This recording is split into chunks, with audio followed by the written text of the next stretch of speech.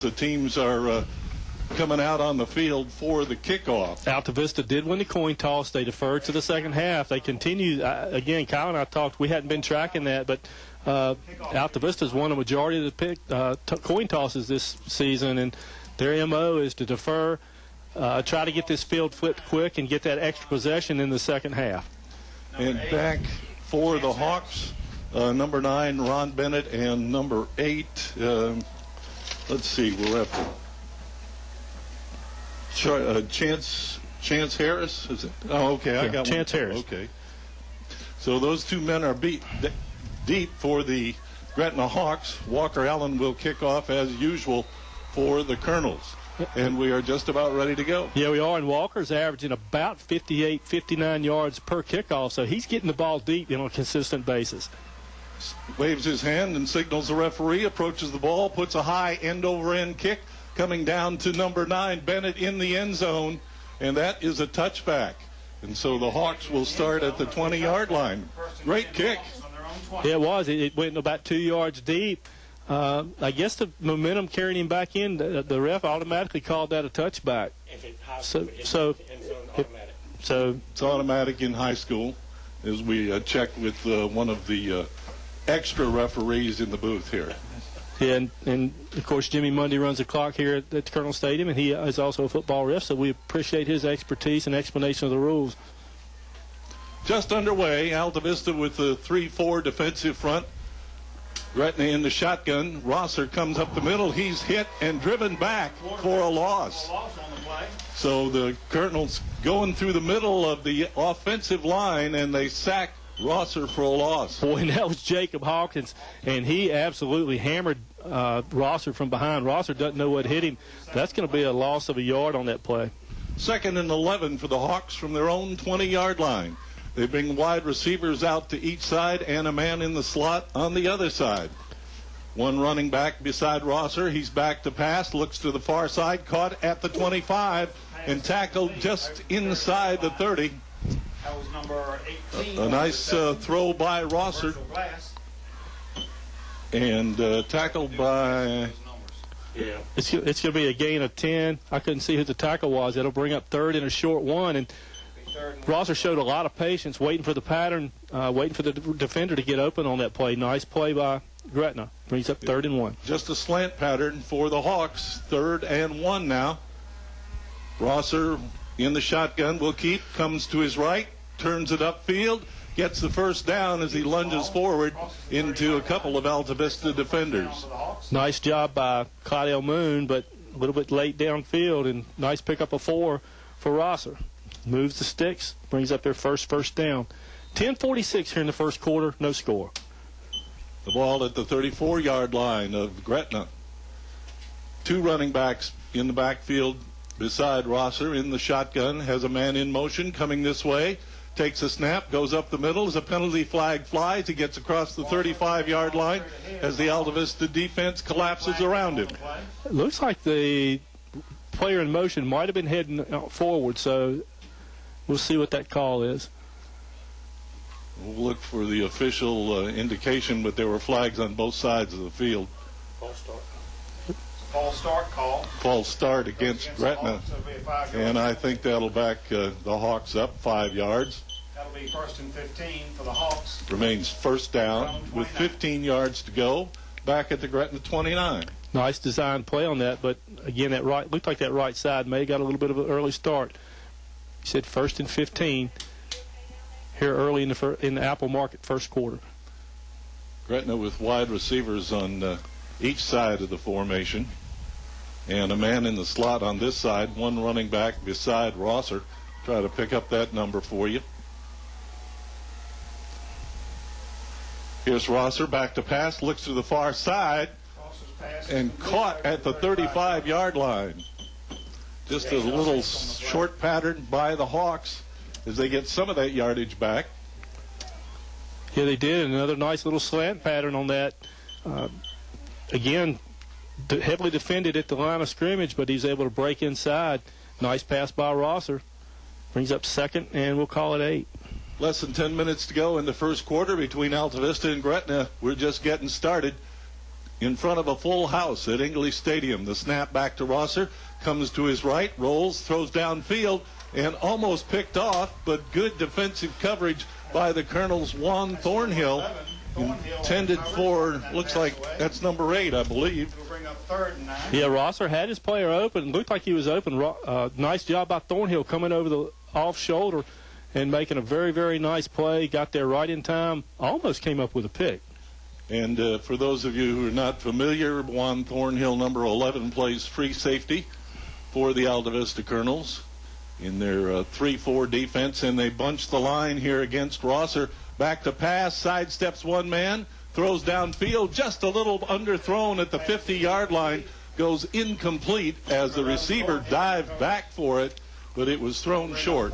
Yeah, it was a nice job by Darius Johnson, who started to put a little bit of pressure on Rosser, and Rosser had to throw off his back foot, couldn't get any steam on the ball. Looks like the Hawks are going to try to air this thing out a little bit before they establish the run. The Apple Market first quarter of play here on 105.5 KD Country.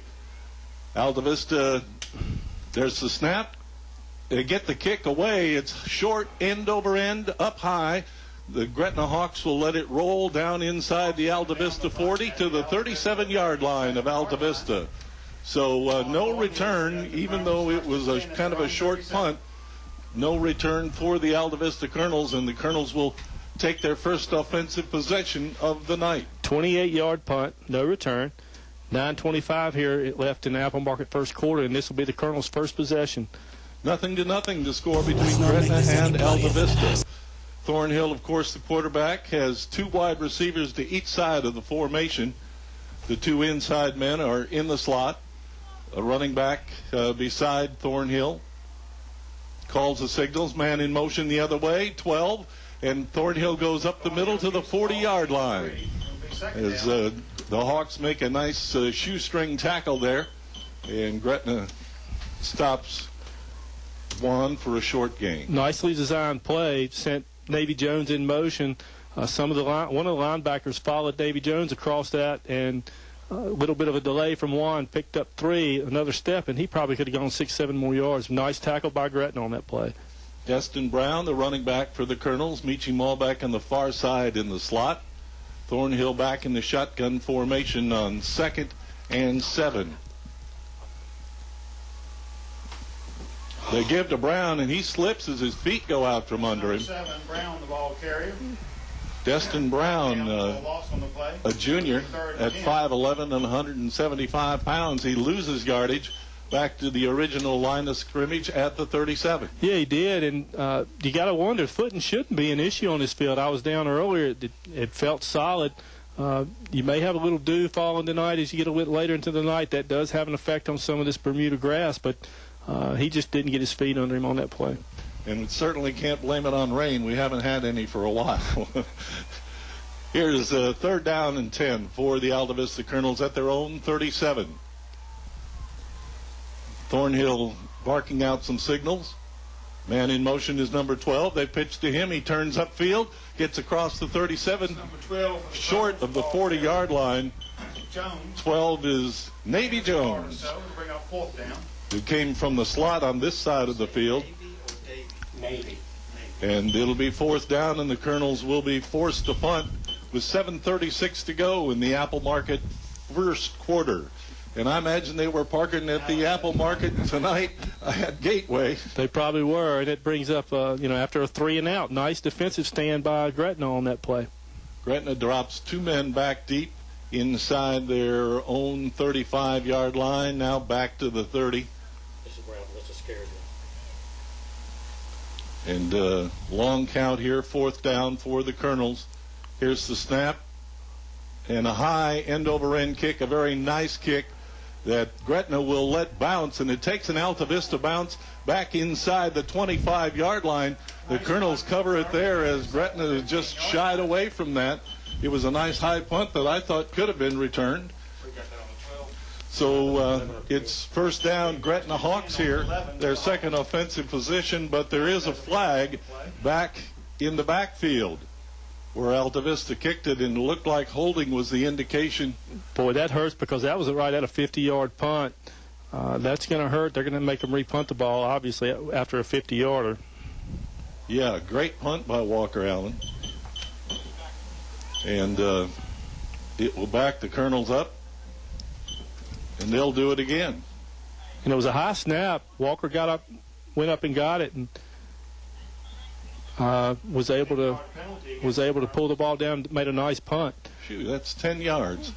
Backs it up to the 27-yard line. And I promise you it's going to cost them more than 10 after a 50-yard punt. Walker's averaging about 35 yards a punt, so if he hits his average, it's going to cost him a significant amount of yardage. Referee blows the whistle, and we're ready to go on 4th and 20. Altavista will punt it away. Allen inside his own 15. Hits it, almost blocked. It is partially blocked. Gretna got to it. Still takes a nice Altavista roll across the 50-yard line. Punt looked like it could have been blocked a little. And the Colonels cover it at the 47-yard line of Gretna. Wow, that somebody just got a little bit of that one, I think. Yeah, they absolutely did. Looked like the ball changed direction as it came off of his foot. It was a low punt, and it wasn't a typical block because it was about 3 yards off his foot when it got blocked, but it certainly sent the ball spinning.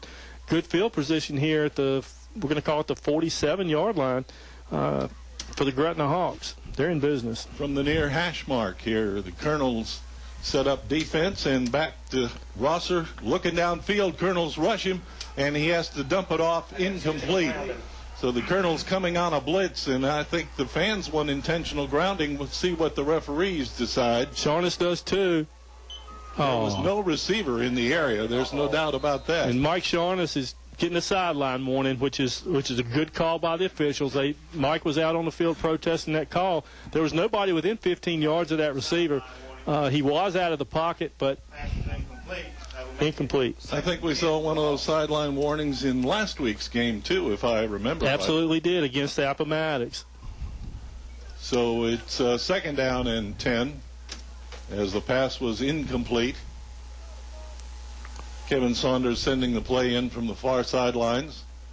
The Hawks regroup with wide receivers out to each side. A man in the slot on the far side of the field.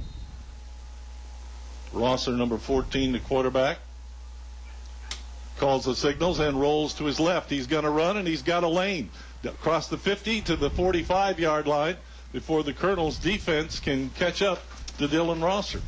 Nice play by Deion Rosser. Picked up 8, had 2 or 3 blockers out in front of him. Takes the ball out to the 45-yard line of the Hawks. And Rosser, of course, a senior at 5'9", and they got him listed, I believe, at 163 pounds, but I believe he's bigger than that. He's built bigger than that. You see him on the basketball court. He's built much better than that. All right, 3rd down and about 2 yards for Gretna. Rosser in the shotgun, and the Colonels jump offside. That'll get Gretna the 1st down. Wait for the referees to give the indication, but there's no doubt about that. And so moves the ball to the Altavista 40 with 5:04 to go in the Apple Market first quarter of play. Make it 6:04. 6:04, and Gretna's got a little bit of a drive going here. Trying to get something started. Of course, last week the Altavista Colonels had a bit of a slow start too. Here's Rosser back to pass, looking this way, man open, tipped away by number 2, Clydell Moon. Clydell Moon, who had the big interception in the Galax game, jumped that route. Mistimed it a little bit. If he'd have had a little bit of quicker half a step there, he would have intercepted that. And that was intended for number 44, Matt Glass, the tight end for Gretna. And Matt Glass is the favorite target of Deion Rosser. We'll see that combo hook up several times tonight. He's a big, tall receiver, so he makes an easy target. 2nd and 10, up the middle, running play for Gretna inside the 35. Rosser Rosser, the ball carrier. picks up 5. So just a straight ahead running play that time for Rosser. And that brings up 3rd and 5. First quarter of play, no score between the Gretna Hawks and the Altavista Colonels. It's early yet as both teams kind of feeling each other out.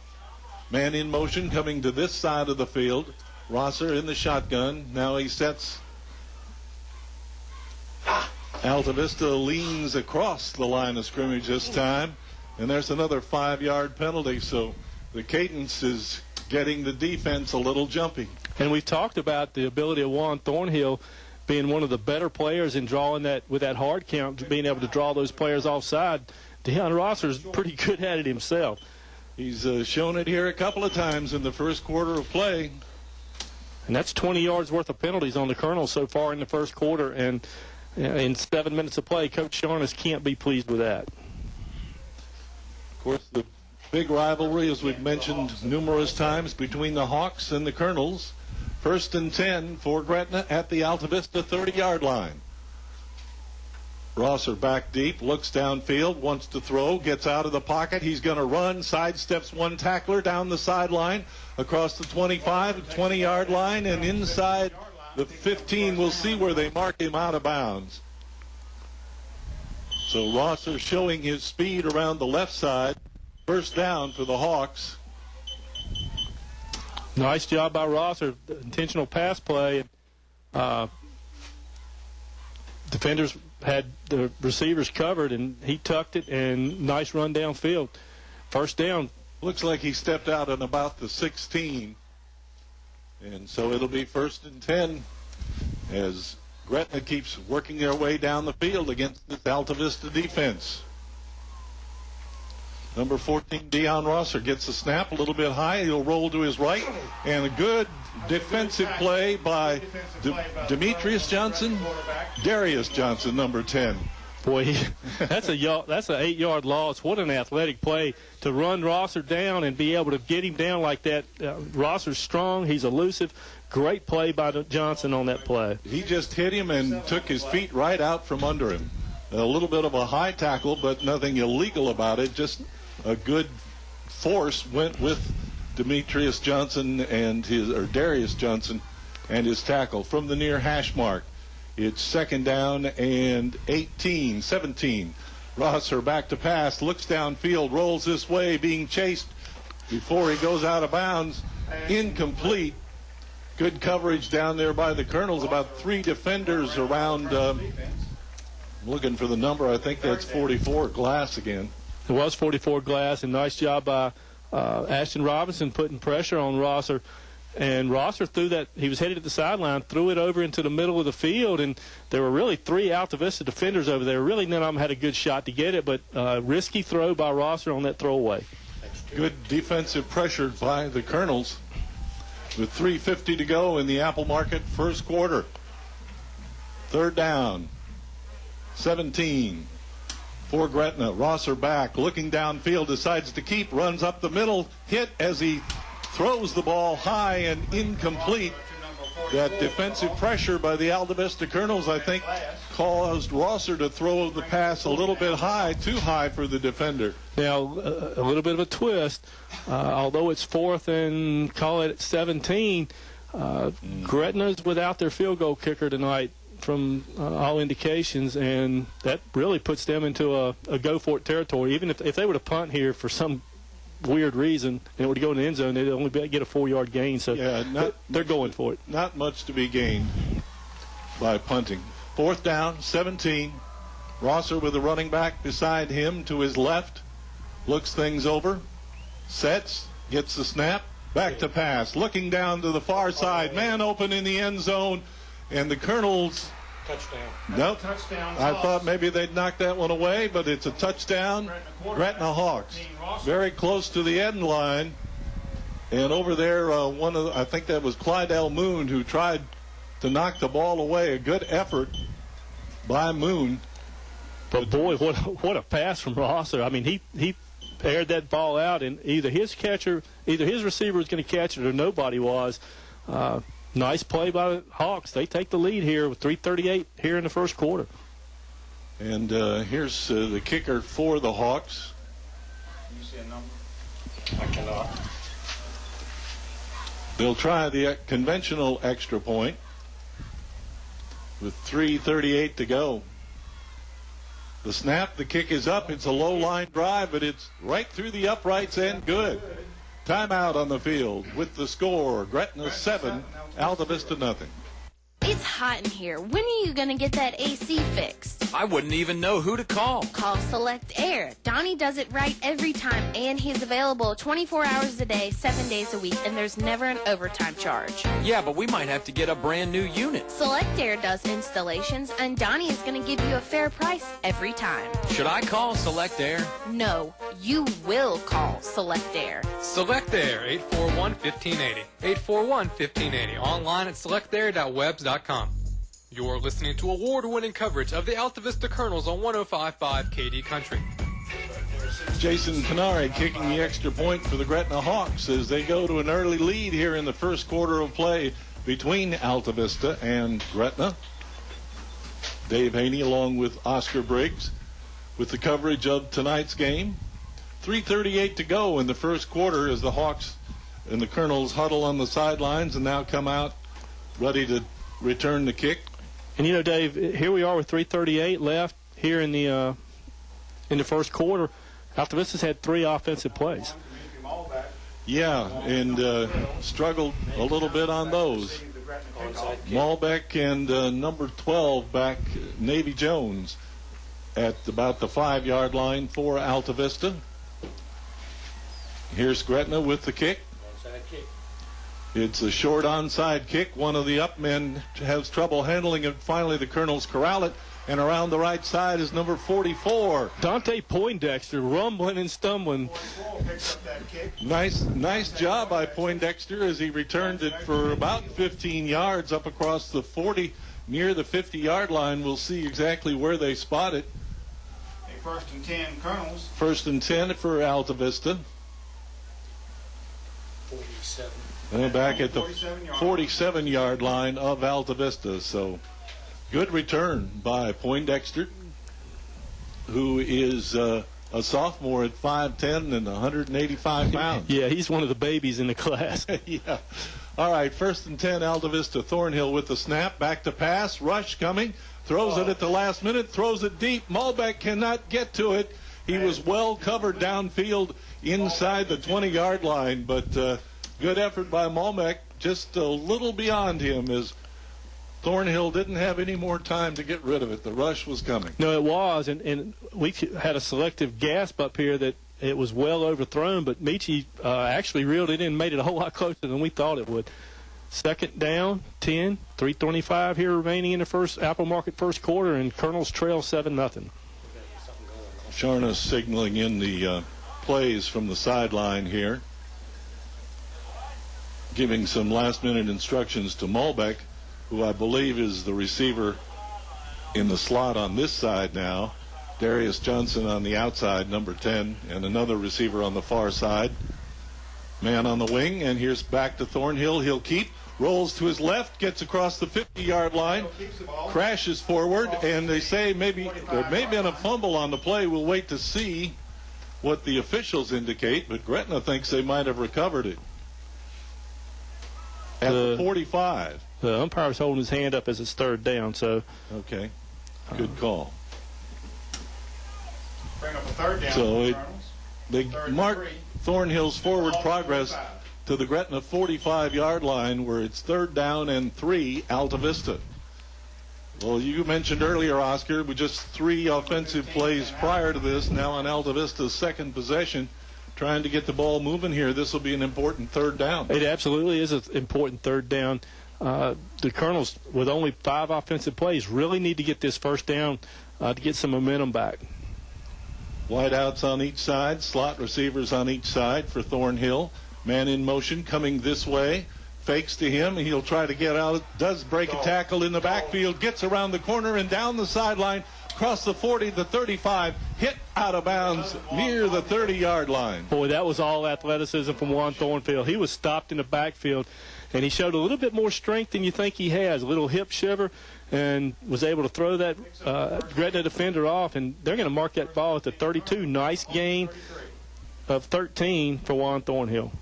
First and 10 for Altavista in the Apple Market first quarter. 2 minutes and 30 seconds to go. Gretna leading 7-0. In case you just tuned in, don't go away. This promises to be a real good battle between two finely coached football teams. Colonels taking their time getting the offense set. Thornhill back deep, the running back beside him, and they give off to the running back up the middle, but not going anywhere as the Gretna defense stands him up, drives him back. Looks like he might have gained a couple of yards on first down. It'll be second and 10. And that was Second down, excuse me. no, that's fine. That was Clyde L. Moon, who got no gain on that at all. Nice job by Gretna defenders on that. Yeah, that was pretty much a stone wall defensively in the front there for Gretna. And usually in the first half of these ball games, first quarter, we've seen Destin Brown be the workhorse, and he hasn't gotten but a couple of carries tonight. Moon in the backfield again behind Thornhill. Thornhill about 5 yards deep, back to pass. Looking to this side. Molbeck goes up, grabs it. That's a great catch. Wow. Number one. Athletic ability of Michi Molbeck flying high in the air to haul that one down. I didn't think he would get it. No way, and his body was contorted all in different shapes. Nice catch. It's only a gain of 5 on the play, but nice. What a remarkable athletic play. Brings up 3rd and 5. We'll call it a long 5. Like he went up in the air, caught the ball, twisted around, and brought it down without dropping it. And I don't know how he made hard contact with the ground. I don't know how he held onto the ball. So second down, and we'll call it 5 for Altavista. Third down and 5. And I think the Colonels are probably in 4-down territory here. Inside the 30. Thornhill Nice. on the reverse. Man coming around this side. Gets across the 25-yard line. Number 2. Number carry 2, for the Colonels. Clyde L. Moon carrying the ball again. Boy, not a good spot. The referee spotted the ball and then actually took a step backwards about a yard. They're going to call it 4th down. That was not a good spot for the Colonels on that play. So it's 4th down and about 2. Well, maybe just a long yard, but Sharness is going to ask for a timeout, talk things over, and decide what play to call here. And like you said, Congratulations. it's in 4-down territory unless Walker Allen would come out for the field goal. Walker's got plenty of range. This wouldn't the ball's marked right at the 23-yard line, 30. It'd be a 40-yarder, and he's got more than enough range for that. We've seen him go out to 45, 46 yards easily, but I think trailing 7-0 here with 23 seconds left in the first quarter, I think he goes for it. Worst case scenario, you've got Gretna pinned pretty deep back in their own territory. We'll wait to see what Mike Sharness decides, but yeah, I think trying to go for it here, Thornhill maybe on a running play with lots of athletic ability would have a good chance at the first down. Colonels huddle along the near sidelines. They're in their black uniforms tonight with the orange numerals and black helmets. Gretna in white with gold numerals and blue helmets. And I think what we have to watch here, we've seen Juan at least twice a game go with a hard count here on 4th down situations. He's at least twice a game he's been able to draw the other team offside and get this first down when it's a 4th down situation. Dustin Brown in now as the running back beside Thornhill. And there's the hard count. Gretna moves but does not come offside. Back to pass is Thornhill down the field, thrown too far, as I think the receiver was bumped and couldn't get a free move down the field. Yeah, I think that's right. Juan did a little bit of a pump fake and he kind of froze the defender. I think he was a little bit quick to pull the trigger. If he'd have waited a little bit, Michi might have been open. But that is a turnover on downs, and Gretna ball here at the 23-yard line. Still 22 seconds left on the incomplete pass. Gives Gretna the ball here in their own territory. Back at the 23-yard line of Gretna. Wide outs to each side. Slot receiver on the far side. This is to Rosser. He gives to the running back up the middle. And he's stopped for just a short gain there as the Altavista defense ready for that plugged up the hole. They say he gained a yard. Gain of a yard on the play. And that'll be the last play here of the Apple Market first quarter as the clock's down to 2-1. In the first quarter with the Hawks leading And the Colonels. timeout on the field with the score. Gretna 7, Altavista nothing. Tonight's game is brought to you by these members of the Katy Country Sports Club.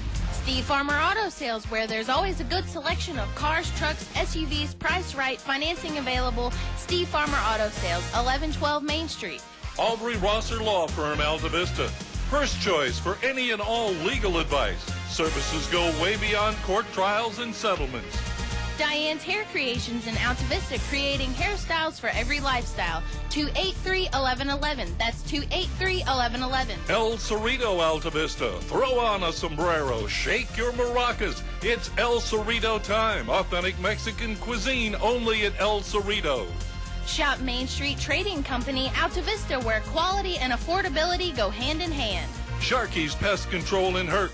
Let Tony take a bite out of your pest control needs.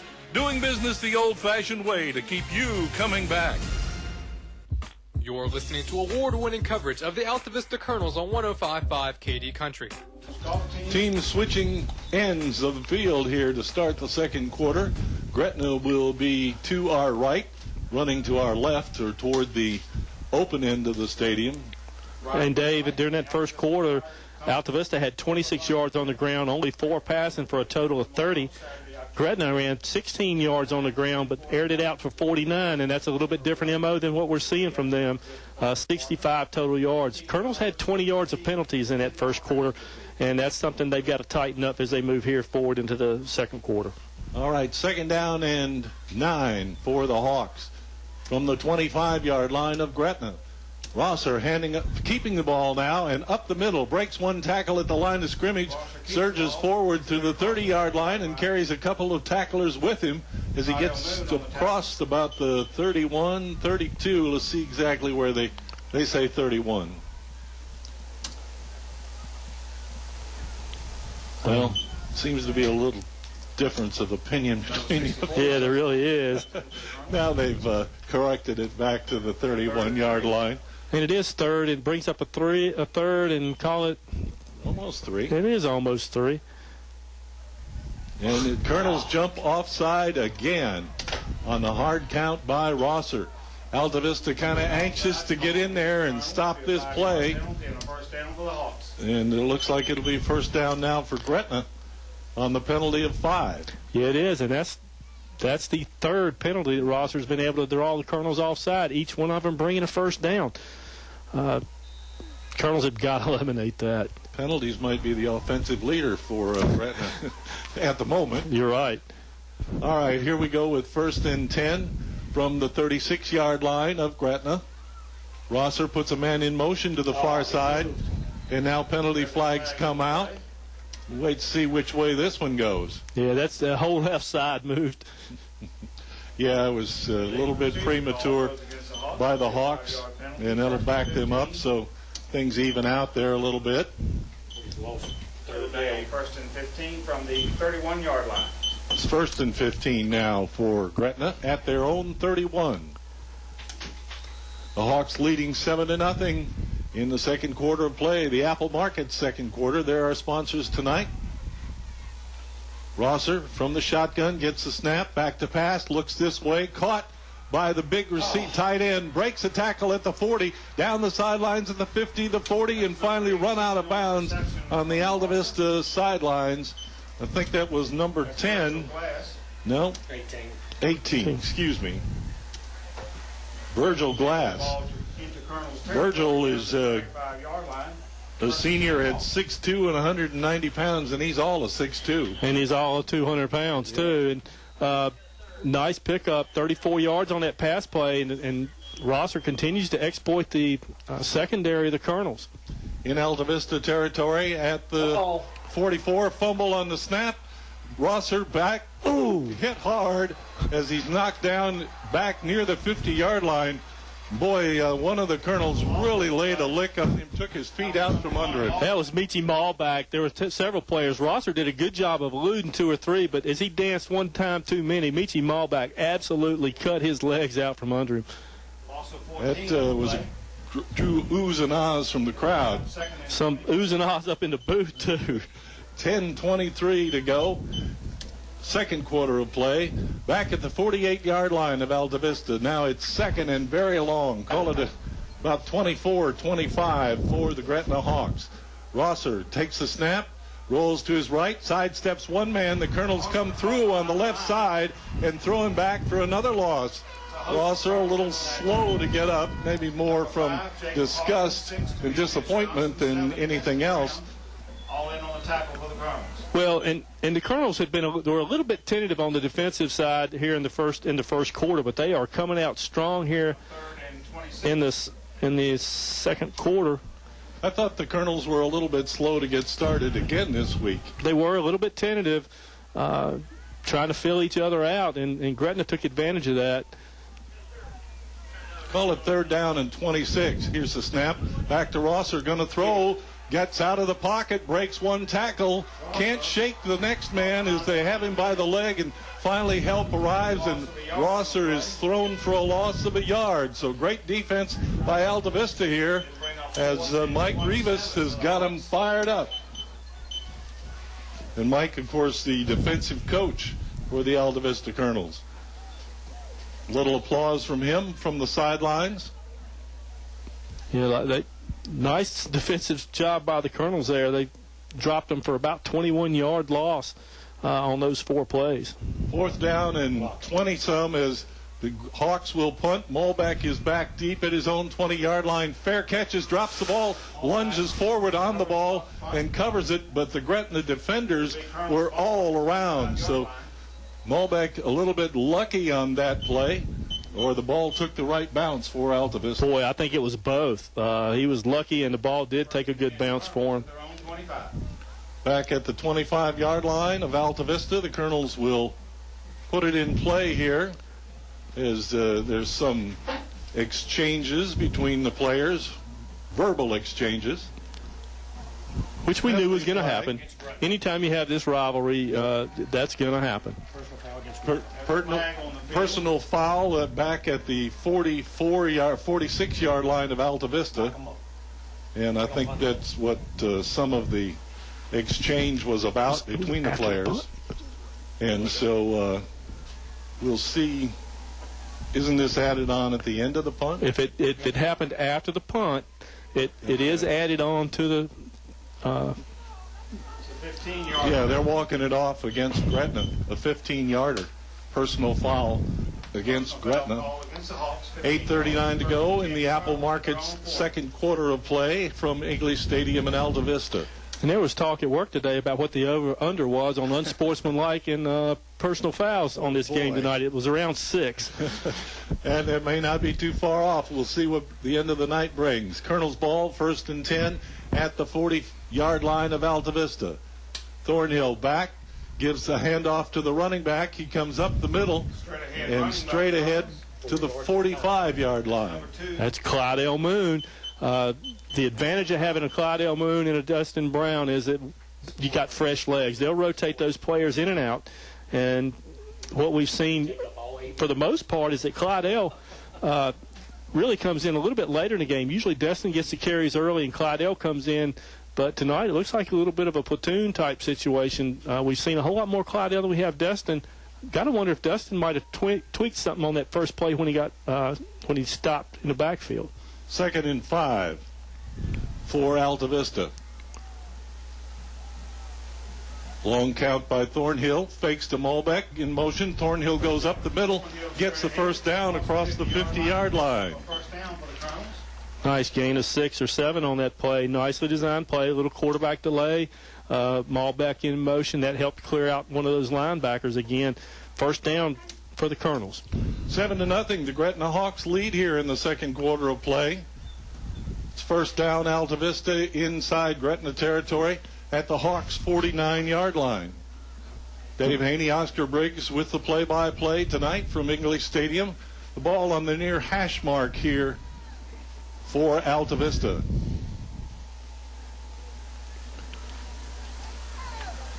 And Thornhill, the quarterback, with a running back beside him. Malbeck in motion to the far side. Thornhill will keep.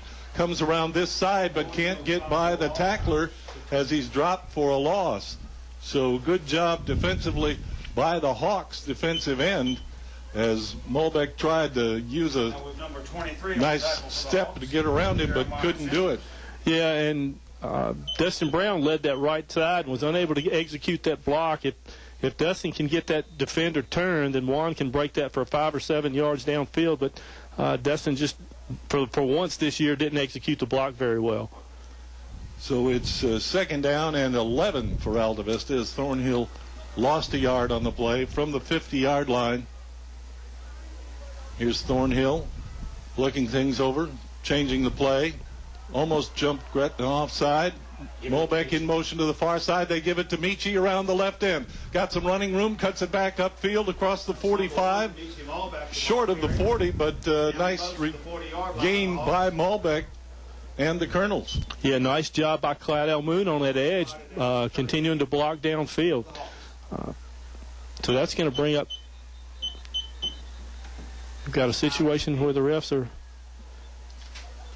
6:04 to go in the second quarter of play. And the referees are trying to sort this out. Flag on the play. I guess that's motion, isn't it? So it's stepping it off against. It's unsportsmanlike. Unsportsmanlike against the Colonels. It's a 15-yard penalty. And that backs them up 15 yards just when the Colonels had a little bit of positive momentum there. It's a 3rd and 20. So 3rd down and 20 yards to go for Altavista. They've got to get it inside the Gretna 40 for the first down.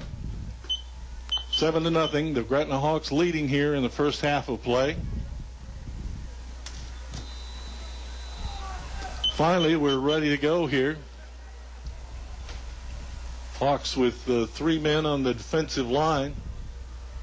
Now stepping up a couple other tacklers. Thornhill coming around this side, breaks one tackle at the 45, across the 50, the 45, 40, run out of bounds there, and another penalty flag comes in on the sideline. And I got to tell you, Demetrius Johnson out on the edge kept his player engaged, blocked downfield. He was 12, 15, 20 yards downfield, did a great job of blocking, and continued to let Juan read that block and get downfield.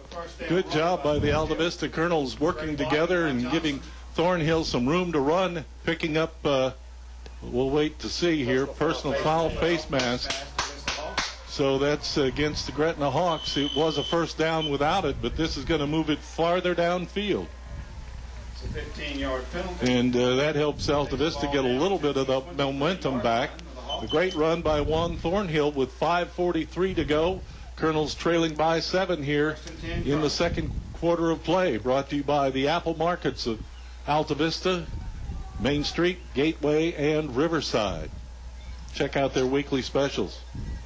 First down, and the Colonels are in business here with 5:43 remaining here in the second quarter.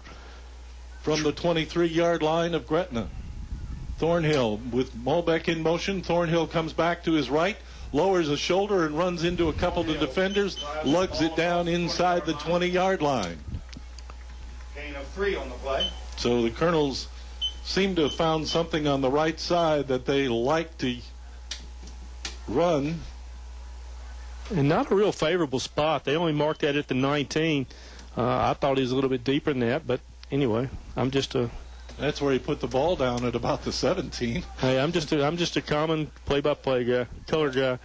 We're just telling you what we see, folks. Clock running here with 5:06 to go. Altavista trailing 7-0 against Gretna at English Stadium. Thornhill with running back behind him. Malbeck in motion the other way. They give to Destin Brown up the middle. Brown gets a couple 3 yards before he's stopped short of the 15-yard line. We'll see where they spot this one. It'll be 3rd and 5. You know, and Destin didn't look like Destin looked a little tentative hitting that hole that time. I got to believe that something happened during that first play. He generally hits that hole pretty hard. And, again, I'm speculating. Kyle gets on me for speculating, Dave. But he looked a little tentative going into that hole. Maybe he was waiting for the hole to open up. But I understand exactly what you're saying because it did look a little bit that way. Destin Brown, the running back, behind Thornhill. 2 wideouts to each side and 2 slot receivers for the Colonels. 4 minutes to go in the football first half. They pitch to Destin around the left side. He's got a little running room there as he fights his way for some yardage. He'll be short of the 15-yard line. He had a little bit of a lane there, but he closed up pretty fast with good pursuit by the Hawks. Yeah, and he had a little bit of trouble corralling that ball. Nice pitch by Juan. Dustin tried to catch it and cut back in. Did a good job. It brings up 4th and 2, and the Colonels are going to go for it. Nice spot with the nose of the ball on the 15-yard line. 4th and 2 for Altavista. And this would be field goal range for the Colonels should they decide to do that. Watch for the hard count, Dave. Thornhill under center. 2 running backs beside him. They put a man on the wing here, and now there's a timeout on the field, and this one is called by Gretna with 3 minutes to go in the first half. Yeah, Coach Saunders didn't like something that he saw, and he may have, he's well aware of Juan's prowess at this hard count. He may have very well called that just to get those guys, make sure that they don't jump. Well, that's a little bit of lesson that the Altavista Colonels could learn, too. Absolutely. That you would think after seeing Juan do it, they've done it 3 times tonight with nice job by Rosser being able to do that. So. Well, each quarterback has their own way of calling the signals, and when a new team comes in, you're not always quite used to how the other guy does it, and sometimes it can draw you off. That's what you practice, not to get drawn off, but we're all human. Well, the second quarter, the Colonels have started. This has been a nice drive for the Colonels. Let's see. Helped out by a penalty. It has been helped out by a huge penalty, but they got 36 yards all on the ground here on the in this second quarter. 3 minutes, 17 seconds to go in the Apple Market second quarter of play tonight. Dave Haney along with Oscar Briggs. 4th down and 2 yards to go for the Altavista Colonels. Electing not to go for a field goal, which certainly would be feasible for Altavista. Here's the play with Thornhill coming around this side, has the first down as he vaults over one man and tumbles down to the 10-yard line. So a good hard run around the right side by Juan Thornhill gives the Colonels the first down, and that's also a good play for Altavista. Thornhill has always been able to gain some yardage. Well, they stacked all the receivers out on this right-hand side. It was obvious they were coming to this right side. Gretna just couldn't stop it. It is marked a little bit outside, about a foot outside, maybe 2 feet outside the 10-yard line, so the Colonels can get a first down here. All right, 3:05 left in the second quarter of play. Thornhill talking things over with his receivers. They're stacked on the left side in the slot. And once again, Coach Saunders saw something he did not like. This might have been a new formation that he hadn't seen before. I don't know if the Colonels have showed this in previous games or not.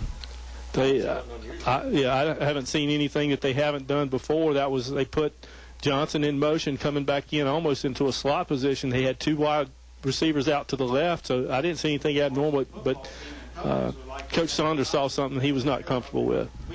So it brings up first down for Altavista with the timeout here. And special guest coming up at halftime tonight. We'll tell you about that a little more in detail. The Subway halftime show. Yeah, and it is a little bit of a different guest for us. Somebody new to the Altavista coaching staff this year, and look forward to interviewing him. His team had great success here in the fall season. Okay, now don't give too many clues. I'm not. Figure us out. Got to keep the mystery going. for at least 2 minutes and 49 seconds. The mystery is going to be, can the Colonels get in the end zone, Dave? Well, that's a good point. The Gretna defense has been very strong tonight. We haven't really talked about the speed of these teams, but both teams are very fast, and that's cutting down a little bit on the offenses for each team tonight. And it's warm tonight, and it's warmer. It's the warmest game we've had in probably 3 weeks. So as we get into the second half, condition will be a big factor in this ballgame. As it was last week again against Appomattox. 1st and 10. Thornhill back deep, takes the ball, looks to the right side, breaks a tackle at the 10, heads for the corner, slides into the end zone. Touchdown, Altavista. So Thornhill went right for the pylon once he got around the corner. And, boy, there was no stopping him there. No, and you know, Juan has done that 3 or 4 times. 3 or 4 times here. Hold everything. Penalty markers down. And they're calling the Gretna over to discuss.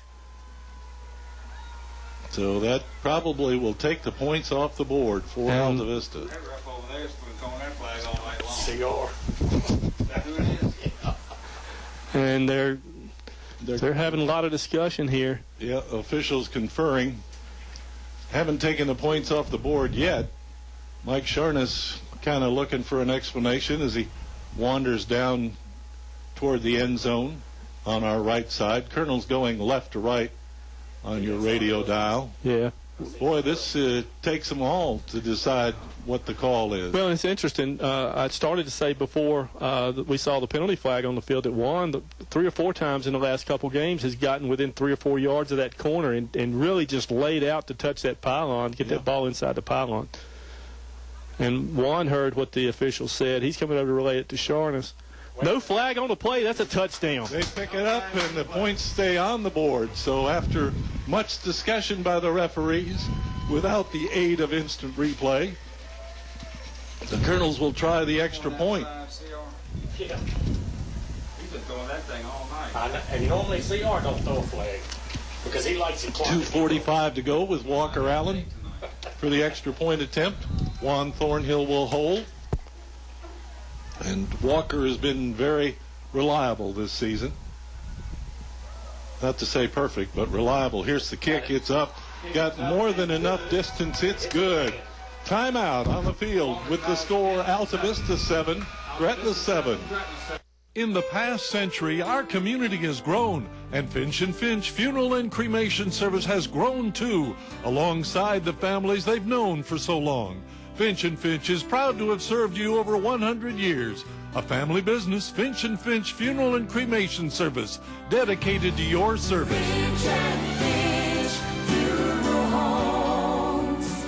We're here because we care. You're listening to award-winning coverage of the Altavista Colonels on 105.5 KD Country.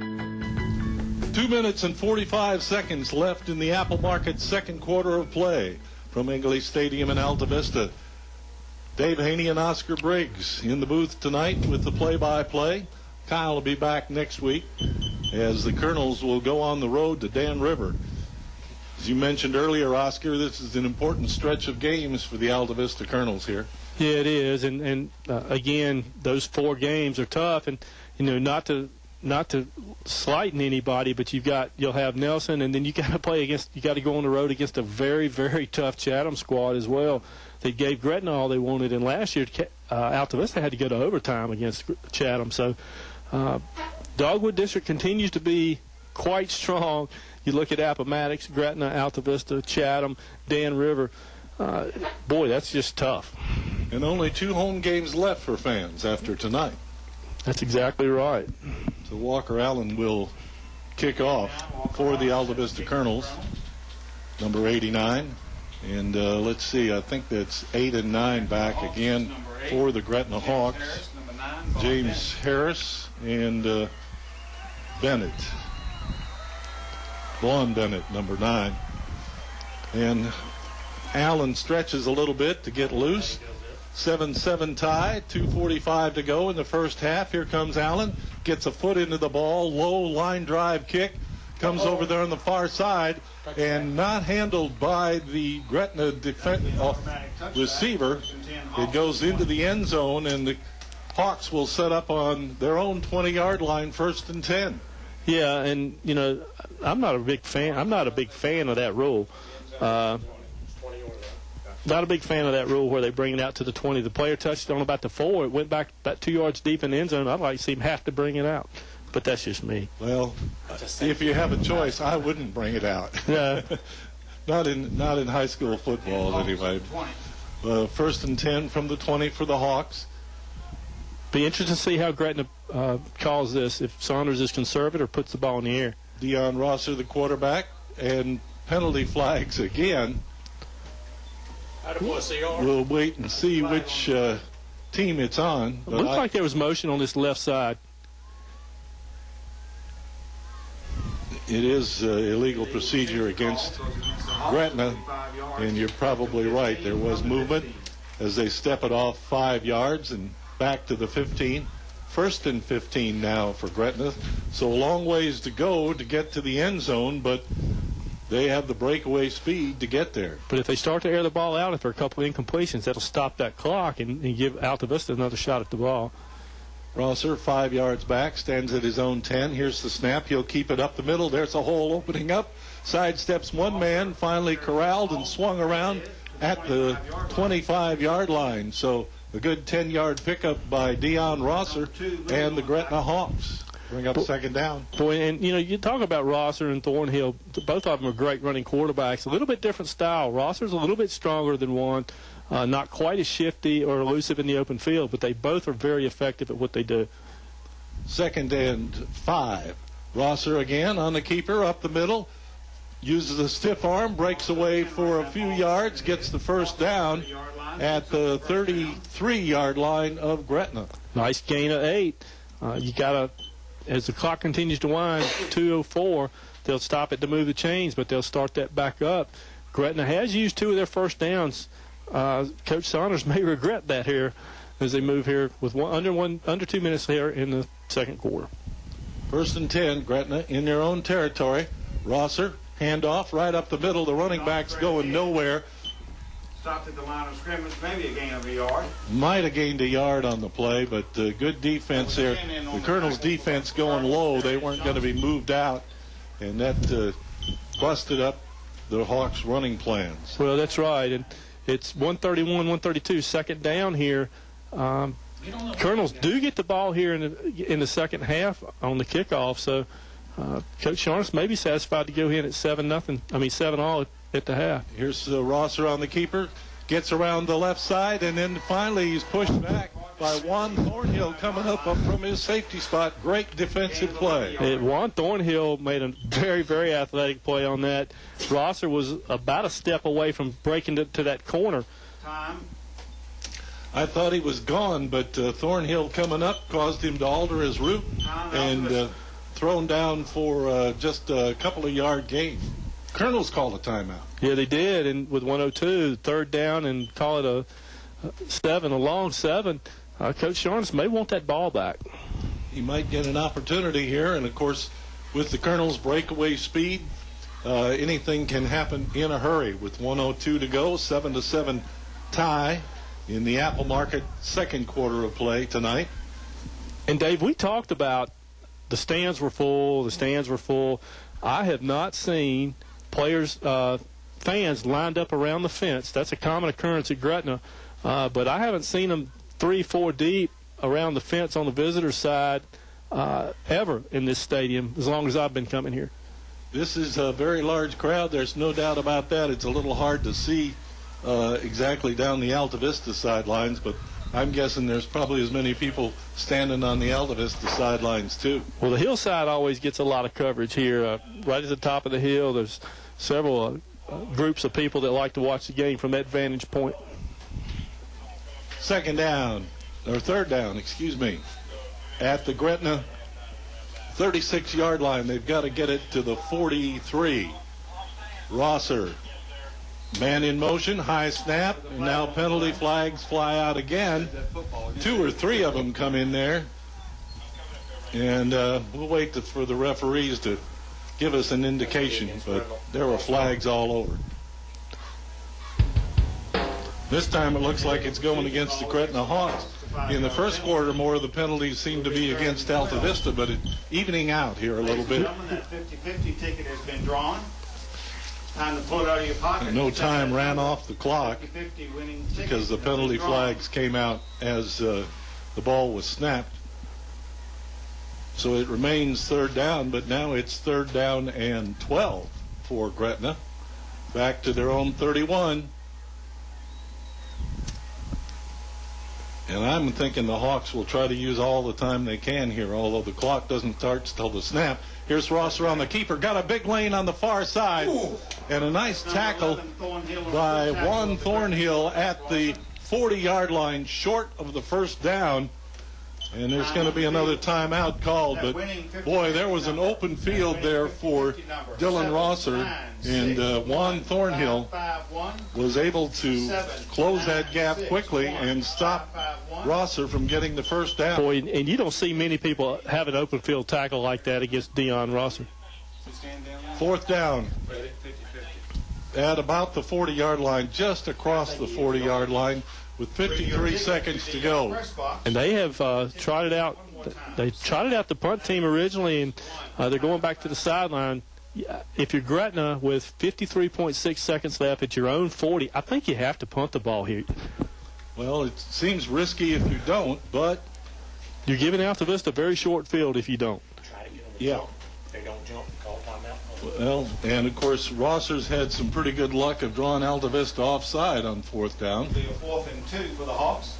So we'll wait to see how this plays out. He's going for it. I'm sure that He had the punter out originally. Now he trots Rosser back out, and I think you're right, Dave. He may try for the hard count. Watch your ball, guys. Watch the and ball. Rosser is also a running threat like Juan Thornhill. He could pick up a first down here. Colonels bunch the line of scrimmage with 8 men. They're not going to snap. They're not going to snap it. I think maybe the coaches reminded the Altavista defense that you've jumped off before. Let's not do it again. And they were actually lined up about a yard and a half off the ball, which they haven't been doing tonight. So nice job by a little bit of coaching strategy there that Coach Saunders was trying to get them to jump, and Coach Sharnes had instructed his players no way that was going to happen. So maybe the Altavista Colonels have learned their lesson, as the Colonels will wait for a punt here from Gretna, or at least I think, as you indicated earlier, Oscar, that punt the ball away here. It's a smart, prudent thing to do, make Altavista go 70 or 80 yards in what'll be less than 50 seconds. Of course, last year the Altavista Colonels probably upset the Gretna Hawks with a win at Gretna. And it's been a while since the Altavista Colonels have won a game against the Hawks. So Malbec is dropped back deep for Altavista. Here comes the kick. High end over end kick. Malbec takes it at the 26, looks for some running room, can't find it. Stops, starts, tries to turn the corner, gets around the right side. Good moves by Malbec as he gets a couple of yards back out of it, but it was more east and west than it was north and south. A couple of very nice blocks. Navy Jones threw a nice block, and then Donovan Montague threw a nice block as well. He's got the money. So You know, Eddie? the Colonels will take over with 40 seconds to go. In the 50-50 drawing. And we'll see what the Colonels do. I think they'd get it up in the air here. 7-7 the score in the Apple Market's second quarter of play. Dave Haney along with Oscar Briggs. And we did have a 50-50 winner, Greg Walker, fellow Chevrolet, where a short drive will save you money. So that's how they do it. They use the 50-50 money. You got him. Here's Thornhill airing He's it got Navy out, Jones. thrown Nope. deep, No. intercepted and incomplete. So intended for number 12, Navy Jones, down the middle of the field. Yeah, and Dion Rosser went up and made a great play on that. And when he came down, he hit the ground hard. I'm sure it knocked the air out of him. He got high off the ground to Yes, he stop did. that ball. There were 3 Gretna Hawks around Navy Jones that time. But Navy was streaking down. One got the ball up in the air, Just a little too much air. a little bit too much under it, air under it. because Jones had the defense beat, but with the air under the ball, that gave the defenders a chance to get back.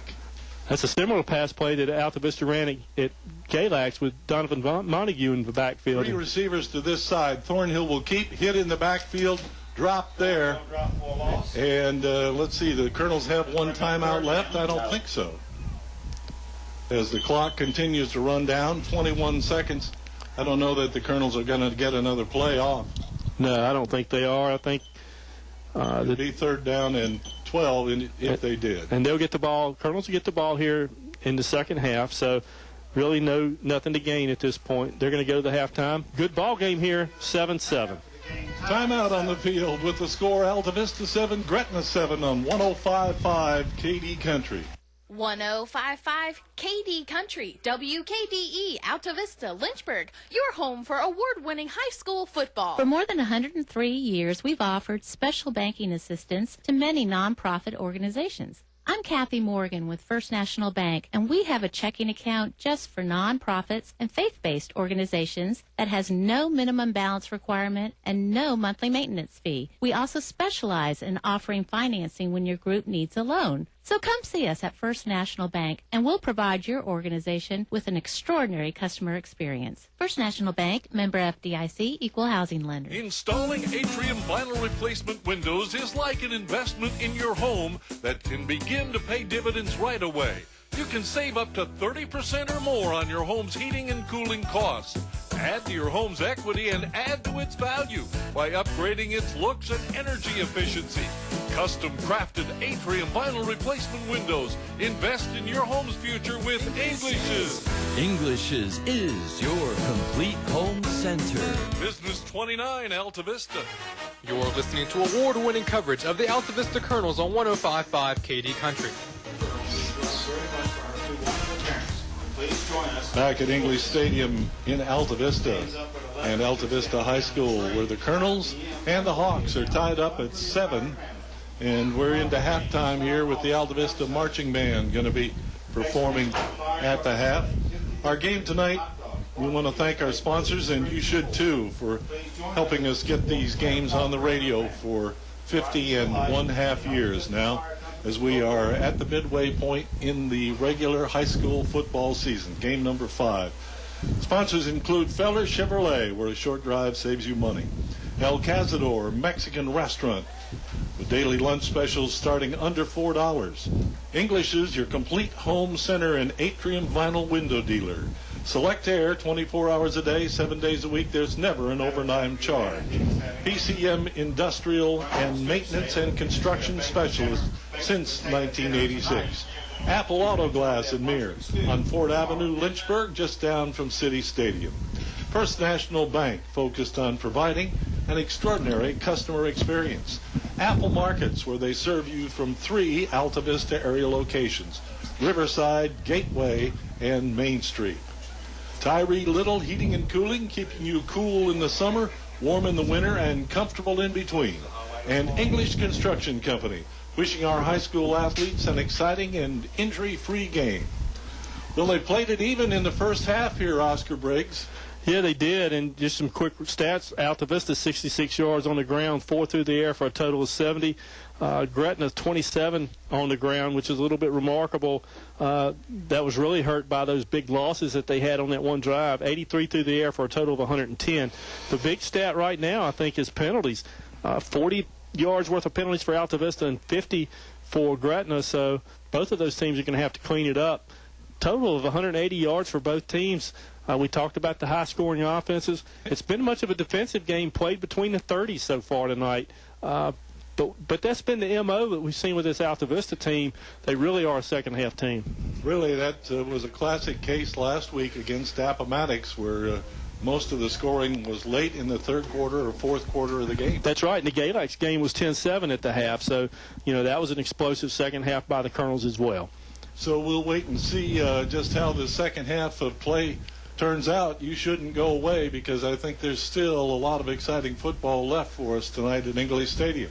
Our special halftime guest is coming up here in a moment, but first this timeout at the half with the score Gretna 7 and Altavista 7. Try a variety of lunch specials priced under $4 at El Cazador Restaurant. The people that brought the first Mexican food to the area 13 years ago and still going strong 7 days a week. Come by for Mexican or American food, all reasonably priced with drink specials and great service too. Voted best Mexican restaurant by you, their customers. El Cazador Mexican Restaurant, Main Street in Altavista. El Cazador Mexican Restaurant thanks you for your loyalty and your business.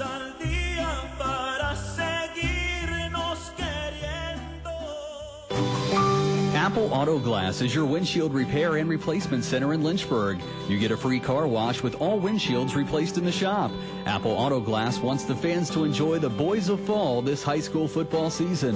When I feel that chill, smell that fresh cut grass, I'm back in my helmet, cleats, and shoulder pad.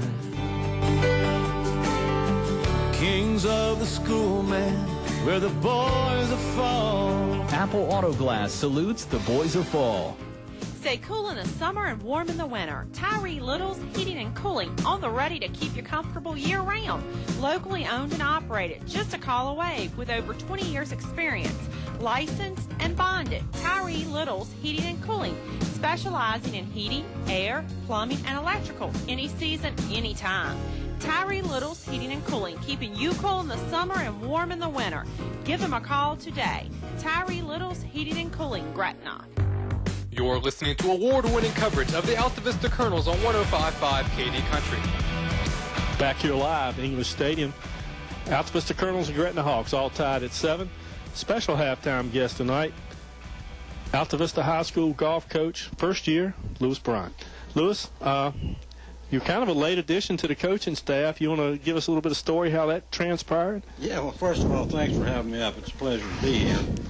Yeah, at the beginning of the season, or I should say preseason, Coach Finn took a position in Richmond. And at that time, Athletic Director Dean Hubbard gave me a call and asked me if I would like to help out with the team this year. And, of course, I jumped at the opportunity. I love golf and enjoy being around the kids, so that's what started. Well, that's right. And you know, you've got a history of working with kids in the baseball program. And, of course, I know how much you love golf. I see you every weekend over there whacking it around. And it's talk about the regular season, talk about some of your players and how the regular season played out, and then we'll get into the tournaments. Yeah, well, the regular season was very satisfying.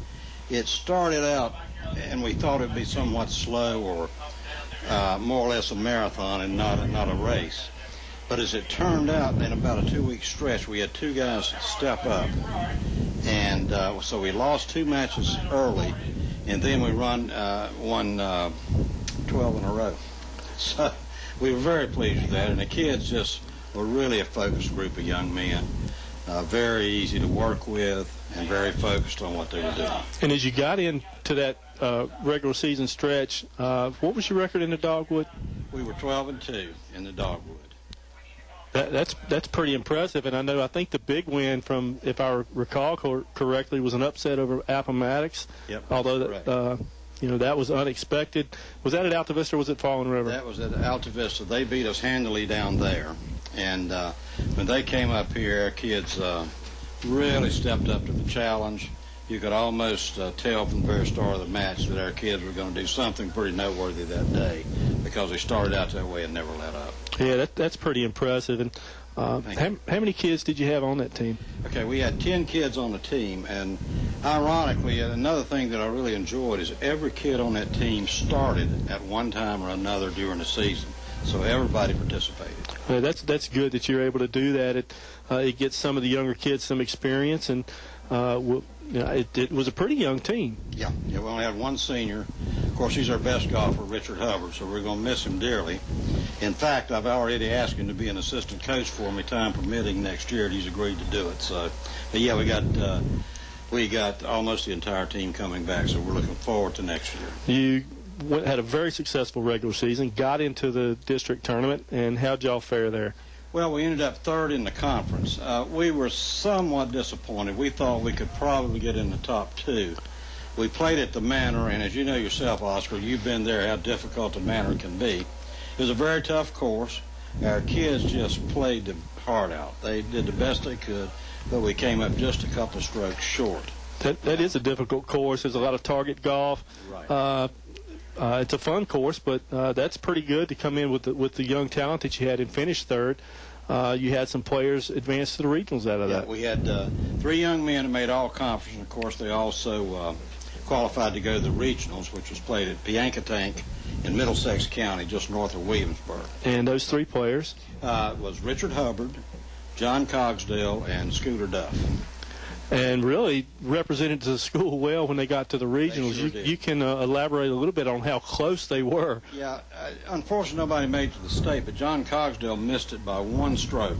1 stroke. We stayed there at the end. We thought we was going to have a playoff, but and he's only a junior, so he'll be one of our leaders next year. And of course Richard shot an 88, and Richard, as I say, has been one of our leaders all year long. And Scooter Duff's only a freshman. And that's pretty unusual for a freshman to make the regionals.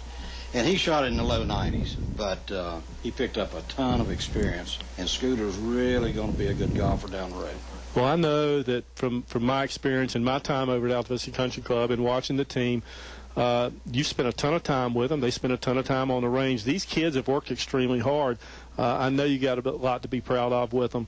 Any designs on you coming back as a second year? Yeah, as a matter of fact, I've already discussed it with Mr. Galford and Mr. Hubbard, and they've asked me to come back next year, and I look forward to coming back, particularly with the caliber of kid that we have.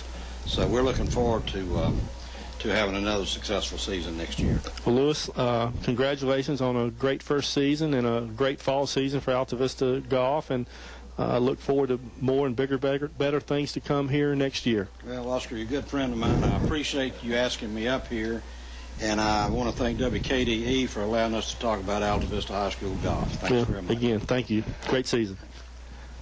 And we'll take a break right now from Altavista Stadium. Colonels, Gretna tied 7-7 here on 105.5 KD Country. High school athletics builds character, teaches teamwork, and provides a solid foundation for life. PCM Industrial Services recognizes the importance of high school athletics by sponsoring this sports broadcast for your enjoyment. PCM Industrial Services encourages everyone to come on out and watch the game. It's a great time for the whole family. Cheer on the Colonels. PCM Industrial Services, the industrial maintenance and construction specialists, serving the Mid-Atlantic region with quality craftsmen since 1986. Good luck, Colonels. English Construction Company has been in the building business since 1932, so it's only natural that they appreciate the building process. They recognize the fact that organized sports programs build character as well as bodies and minds. They know that high school sports build our youth into more well-rounded and more productive adults. English Construction Company is proud to be a sponsor of high school sports and salute all athletes, coaches, and teachers. A word of praise and encouragement from English Construction Company with offices in Lynchburg, Virginia. You're listening to award-winning coverage of the Altavista Colonels on 105.5 KD Country. Our 51st season of high school sports. Dave Haney and Oscar Briggs here tonight with a 7-7 ball game between the Gretna Hawks and the Altavista Colonels. The second half getting underway here in just a little bit as Oscar was talking with the head coach of the golf team, Lewis Bryant. And Lewis reminded us that when we did our first broadcast of high school football back some 50 years ago, he was playing. Yeah, and you know, he reminded us that at that point it was recorded on tape recorded and played back the next morning. And he said the players were all excited because they got to listen to it on the radio and got to hear their names called. Now, I guess that's still popular, but I don't think it's quite as popular as it was Well, back then. that's right. And you know, when Lewis played, that was before TV was invented. So. Yeah. Or at least they didn't have but 3 channels back then. Black and white. Yeah. So, Carol Brumfield and Chester Brockwell. Thank you. Drawing a senior moment there for a minute. But they were doing the play-by-play back then. And as Oscar said, yes, the game was recorded on a tape recorder, taken back to the station and played on Saturday morning on WKDE AM. The FM station came along in 1969, and the AM station is not allowed by the Federal Communications Commission to stay on the air after dark. So that's why the games were rebroadcast on Saturday. Well, that's my educational moment for the night, because I didn't know that. That's just one of those quirky government rules, although I would think we could get away with it now since they're all on break. That's a good point. The FCC wouldn't enforce it. I don't think they have any people working to do it. Anyway, Gretna Hawks loosening up here in the scoreboard end of the stadium here to start the second half of play. It's been a pretty evenly matched games. I think you and I feel a little frustration that the Altavista Colonels have been a little slow to start getting into the rhythm of the game, but they certainly picked it up in the second half tonight, Oscar. Yeah, that was a nice sustained drive that they had where they scored. They started on their own 24 and were able to get it down to the end zone. A nice 11-yard run by Juan Thornhill diving inside the pylon. Walker Allen with the extra point.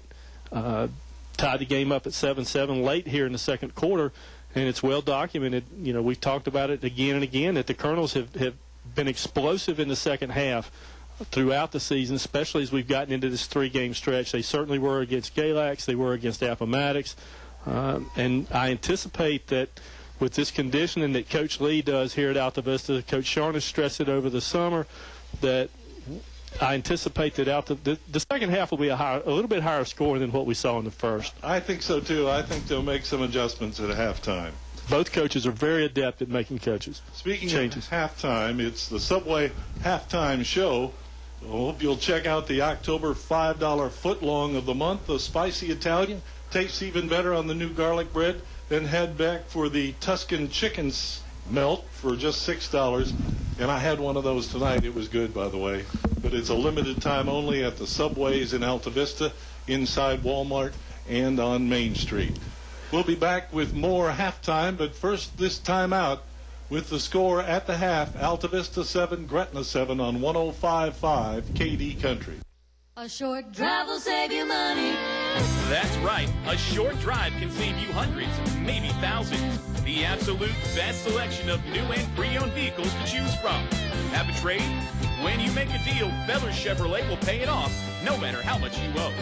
Slow credit? Don't worry. Drive away today in your new or pre-owned vehicle. Remember, if you didn't purchase your vehicle from Feller Chevrolet, you paid too much for it. Feller Chevrolet In Altavista. It's hot in here. When are you going to get that AC fixed? I wouldn't even know who to call. Call Select Air. Donnie does it right every time, and he's available 24 hours a day, 7 days a week, and there's never an overtime charge. Yeah, but we might have to get a brand new unit. Select Air does installations, and Donnie is going to give you a fair price every time. Should I call Select Air? No, you will call Select Air. Select Air, 841-1580. 841-1580. Online at selectair.webs.com.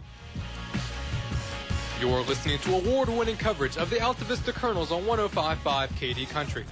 Couple of reminders here at the halftime that this game is streamed live on the internet. And you can hear it by just clicking on to the KD Country website, kdcountry.com. And up in the right-hand corner of the front page, there is a Listen Live link. You just click on that, and that will give you the stream.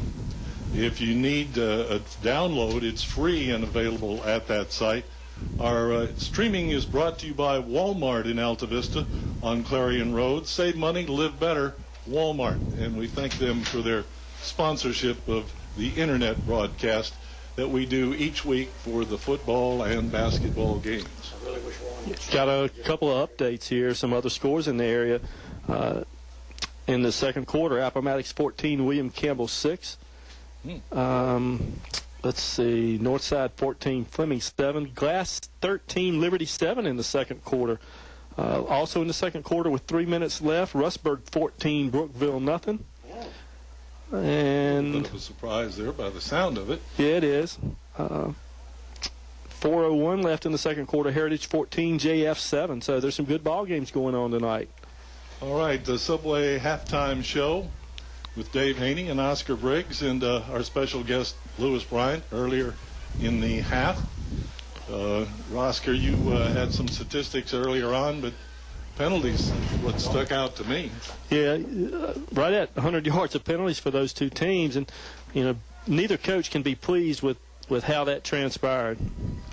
So the Colonels will receive to start the second half of play. Second half or third quarter is brought to you by the Apple Markets of Altavista. And Navy Jones and Michi Malbec back for Altavista, waiting for the kickoff.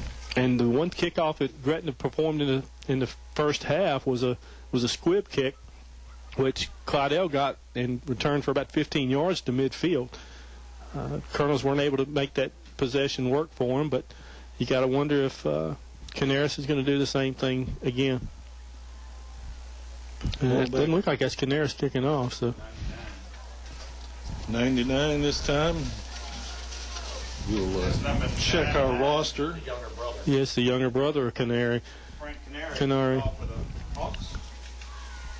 So the Hawks, Frank Canary will kick off from his own 40.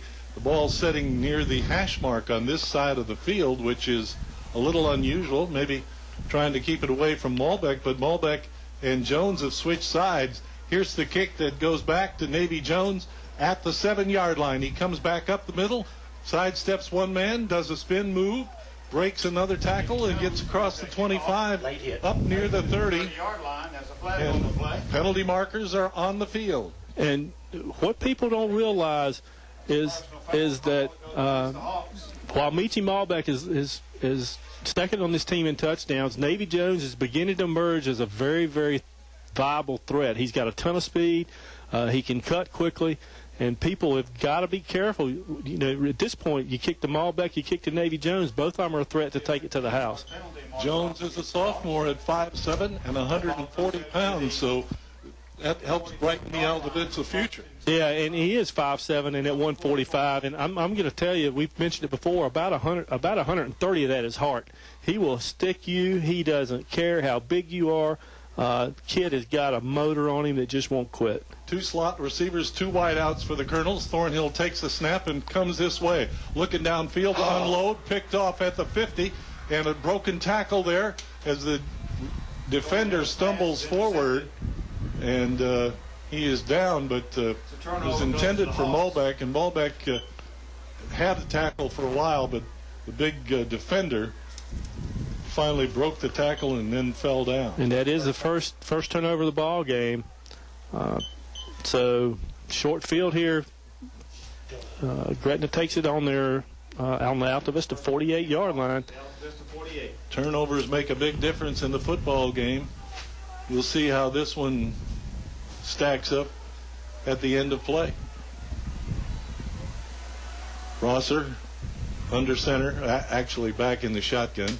Here's the snap, drops back, looks to this side, looks, still looking, throws downfield, complete. Two defenders wrap up the receiver inside the 45-yard line of Altavista. Number 9 on the They're going to mark that at a 43, a gain of 5. Yep. Second and 5. And number 9 was receiver Vaughn Bennett, and Bennett is a junior at 6'2". Good tall receiver and an easy target for Rosser. And once again, Gretna comes out at the beginning of a quarter throwing the ball. Don't jump. Don't jump. Here's the snap. High snap. Goes over Rosser's head. He falls on it. And the Colonels got 5 men in the backfield at the 50-yard line to make sure Rosser doesn't go anywhere. But Rosser did the smart thing by diving on the ball because there was a passel of defenders headed on there. Yeah, there were. He was trying to figure out where he could go when he picked it up. He ended up just, discretion was a better part of valor. He dove on the ball and just brings up third, and we'll call it 12. Colonels need a stop here. Just inside the Altavista side of the 50. Here's the snap back to Rosser, looking this way. Slant play. Picked off by Michi Malbec. He's got a lane down the side. Tripped up at the 45-yard line of Gretna. Malbec had one man to beat, but Michi Malbec did a nice job of picking it off first of all, and then returning it upfield about 10 yards. Yeah, actually, they're going to mark that at the 42 of Gretna. Nice job by Michi. Ball was a little bit overthrown. Nice job again by Michi getting that interception, advancing it downfield. back-to-back turnovers here. Rosser had a receiver on this side, and a big receiver, but he overthrew it, and Molbeck was there to pick it off. So Colonels 1st and 10, their first possession of the second half, where the score is tied 7-7 in the Apple Market third quarter. Thornhill calling the signals. Got him. Tried to get somebody to jump, didn't do it. Man in motion to the far side. Thornhill will come up the middle, now jukes to the outside and the right side. Gets about 5 yards, lowers a shoulder, and runs into a defender. Gain of 3 on the play. Give him a gain of about 4 yards down to the 37-yard line of Gretna. Nice job by Juan. Little delay play there. Colonel's going left to right in front of us toward the scoreboard end of the stadium. Second down and 6 for Altavista. Ball on the near hash mark. Thornhill has a man in the slot on this side, 2 wide receivers. And Molbeck in motion to the other side behind Thornhill. Nice Tried block. to turn the corner. Gets a nice block from Destin Brown. Sidesteps one man. Gets inside the 35-yard line before he goes out of bounds. Be right at the first down marker. I think a little bit short, but a nice block by Destin Brown and nice running by Michi Molbeck. Yeah, it was a nice job by Destin. Destin actually picked him up under his chin strap and lifted him off the ground.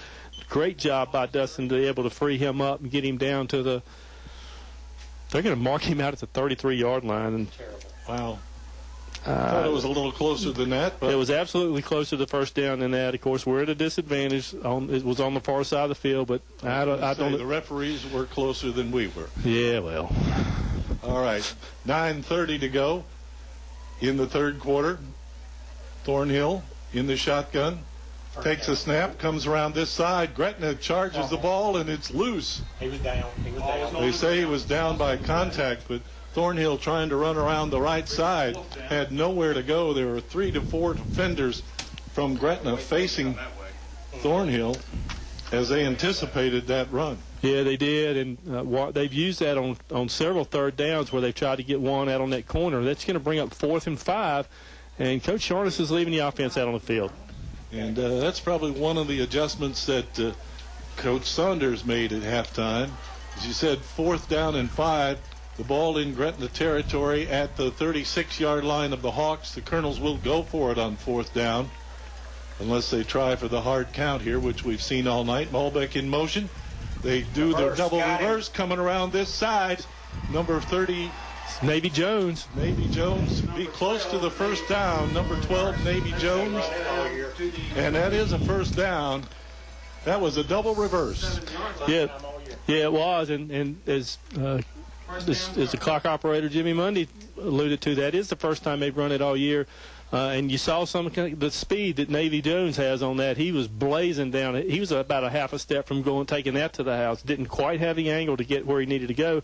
First down, Colonels, they're in business. It was Molbeck in motion from this side of the field, and Jones coming back this way, took the handoff and got around the corner.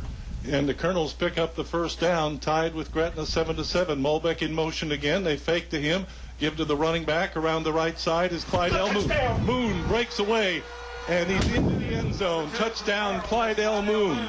Down along the left side of the field, he broke one tackle at the 10-yard line, and then he had nobody else to beat.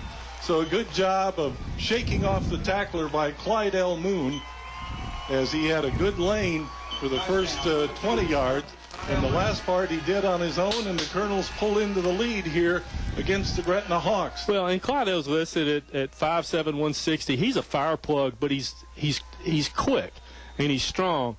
And we've seen him start to emerge as a workhorse running back. Great job by Clyde. He's had a 24-yarder at Appomattox. High snap. Thornhill has it, looks to pass, has plenty of time, fakes once, decides to run up the middle, and he runs into the end zone on a busted play, a high snap that Juan Thornhill went up and got, and then used his quarterback instincts to figure out where to go and what to do, and it paid off with a 2-point conversion. And that could loom large in a game like this. Just when you think you've seen it all from Juan Thornhill, you see an athletic play like that. that's very reminiscent of what Tyrod Taylor did against Nebraska several years ago up at Lane Stadium to win that ball game. Timeout on the field with the score Altavista 15, Gretna 7. Check out this week's in-store specials from the Apple Markets. Gatorade, 32-ounce size, 2 for only $3.33. Regular size Snickers, just 69 cents. And when you buy any size coffee, get a Moon Pie for only $1 at Apple Market locations, Riverside, Gateway, and Main Street in Altavista. Visit the Apple Market's convenience stores today.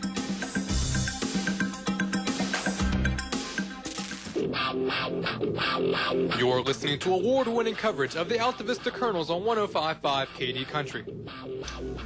Smart play by Juan Thornhill to open up the scoring here in the third quarter of play at English Stadium tonight and give the Altavista Colonels the lead.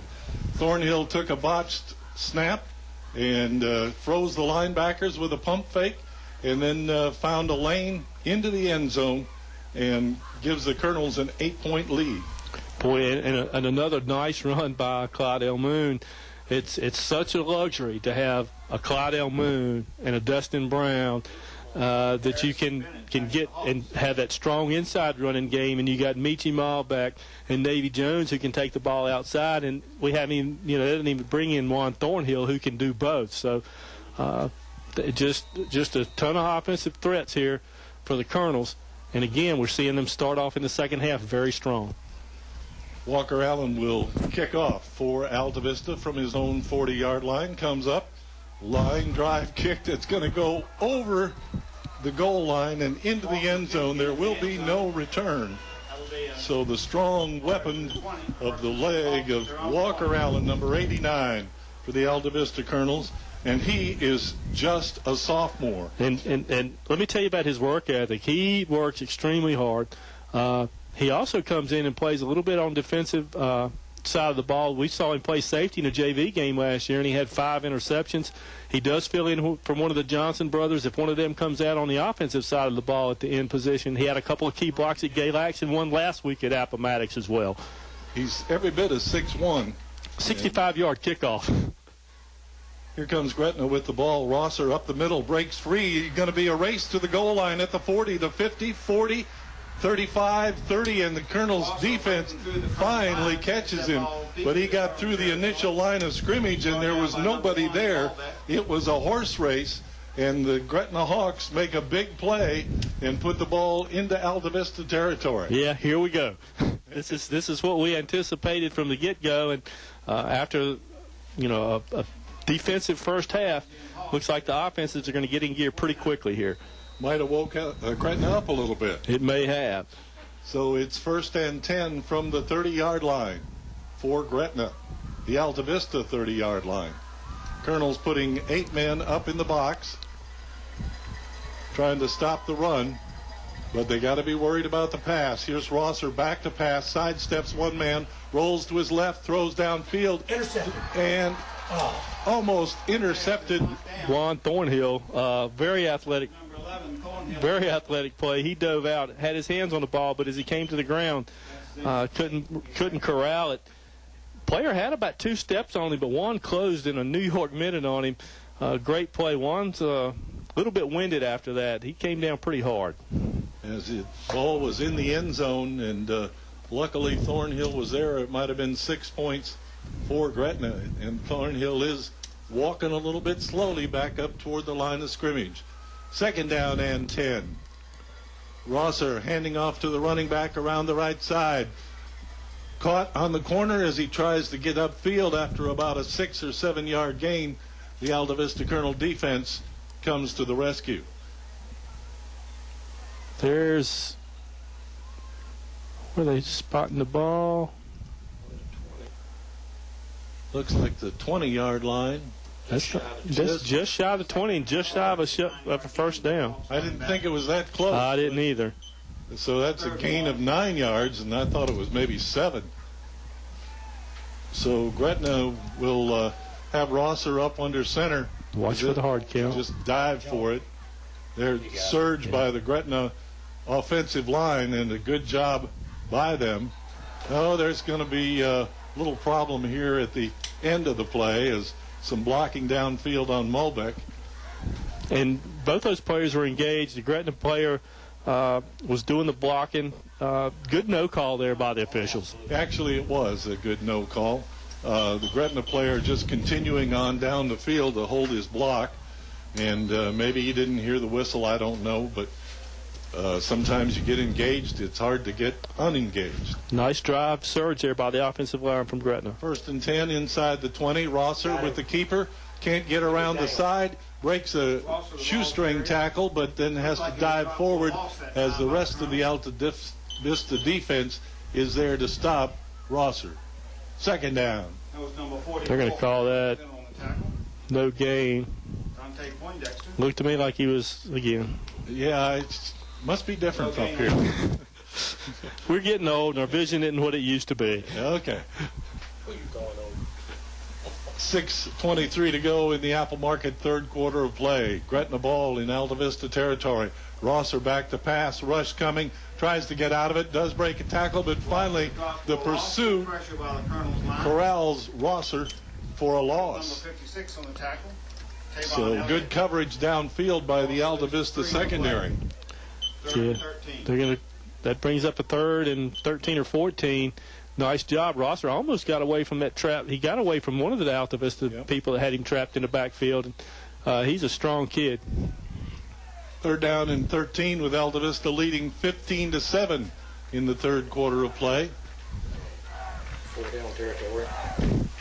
Here's the snap back to Rosser. Rosser got him in the backfield again as he dragged down from behind. And then a couple more Altavista defenders come in there to clean it up. But Rosser was in the grass, went down hard. Ashton Robinson in and Dante Poindexter in on that, but Ashton Robinson was the main player on that. He had him wrapped up, but just needed a little help bringing him down. They're going to call that a loss of 5, Dave, another 5-yard loss.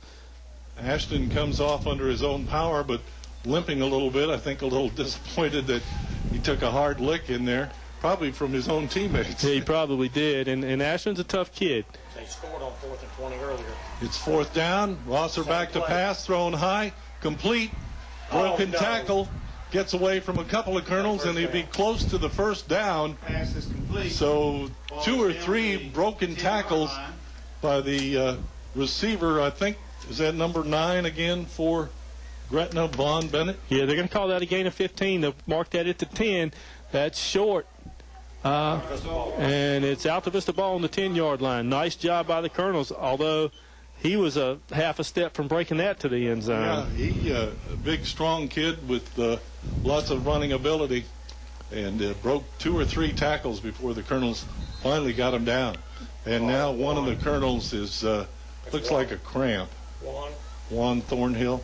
He won't stretch. Yeah. Need to get his legs stretched out a little bit. Well, and this is the 3rd game that we've seen. It happened in one of the home games, either against Randolph Henry or Prince Edward, and then it happened up at Galax again. And the one at Galax was a substantial time. They actually left him on the field trying to stretch him out. He was out on the field for 7-8 minutes, and to the point where the Galax coach got a little bit frustrated. Dave, we got a little bit of time. Yeah, let's take a break here with 4:45 to go in the Apple Market 3rd quarter. Timeout with the score Altavista 15 and Gretna 7. In the past century, our community has grown, and Finch & Finch Funeral and Cremation Service has grown too, alongside the families they've known for so long. Finch & Finch is proud to have served you over 100 years. A family business, Finch & Finch Funeral and Cremation Service, dedicated to your service. Finch & Finch Funeral Homes. We're here because we care. The following is brought to you by English Construction Company.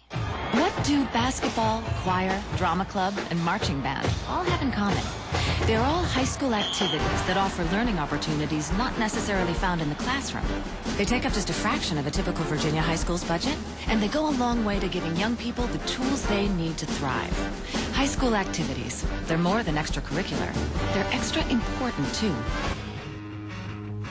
You're listening to award-winning coverage of the Altavista Colonels on 105.5 KD Country. Juan Thornhill up on his feet now, walking off slowly as trying to walk those cramps off. A hot, humid night, and maybe that caught up with Juan here in the third quarter, late in the third quarter. Well, and let's give it to Juan. He gives everything he's got on every play. Not that all of them don't, but you go both ways. You're contorting your body. You're driving hard. It's going to happen. All right. Donovan Montague in at quarterback, Dave, for Number the Colonels. 3, yeah. A junior. Man in motion is Molbeck going to the far side. They give to Clydell Moon up the middle, and Moon gets across the 15-yard line. I'm sorry, that's number 7, Destin Brown. And for those of you that haven't seen Donovan Montague play, he's a strong kid, and he has got some kind of arm. And Dustin Brown comes out. He's either got an equipment issue or maybe a stinger. Angela Emerson's going to take a look at Dustin. Trying to stretch it out. Juan's trying to stretch out his hamstrings, too. And it's second down, Altavista, and 5. Montague takes a shotgun snap. Straight ahead running play. Gretna's ready for it. Gives up a couple of yards as Clydell Moon is in there at the ball carrier now. They're going to call it a gain of 1 and bring up 3rd and 4. 3rd and 4. Well, okay, maybe they say his knee went down there. Yeah. And again, Coach Sharness has not been afraid to have Donovan throw the ball in this circumstance. He did it at Galax. I won't be surprised to see him throw the ball. Won't be surprised at all to see him throw the ball. 3rd and 4 for the Colonels. Montague setting his running backs and receivers. There's a little confusion there, and I think the Colonels are going to have to take a timeout. Time. It is an Altavista timeout with 3 minutes and 17 seconds left in the Apple Market third quarter. Timeout with the score: Altavista 15, Gretna 7. Installing atrium vinyl replacement windows is like an investment in your home that can begin to pay dividends right away. You can save up to 30% or more on your home's heating and cooling costs. Add to your home's equity and add to its value by upgrading its looks and energy efficiency. Custom crafted atrium vinyl replacement windows. Invest in your home's future with English's. English's is your complete home center. Business 29, Altavista. You're listening to award-winning coverage of the Altavista Colonels on 105.5 KD Country. Dave Aney and Oscar Briggs live at English Stadium in Altavista for the big game between Gretna and Altavista. Gretna Hawks trying to throw up a little defense here against the Colonels on 3rd down. The Colonels had to take a timeout to get the play set right. Now they come back out on the field as Donovan Montague, the quarterback, number 3, in there for the Colonels. Juan Thornhill with some cramping in his legs. And 2 running backs, 1 on each side of Montague. Man in motion is Molbeck going toward the far side of the field. Out of the slot, here's the snap. They give to the running back coming around the left side. He won't go far. Nice submarine tackle on Clydell Moon there by the Gretna Hawks defender. And I apologize for not giving more Gretna names and numbers, but it's hard to see them. Well, I got that one. It was Dion Rosser. Okay. Imagine that. I should know that.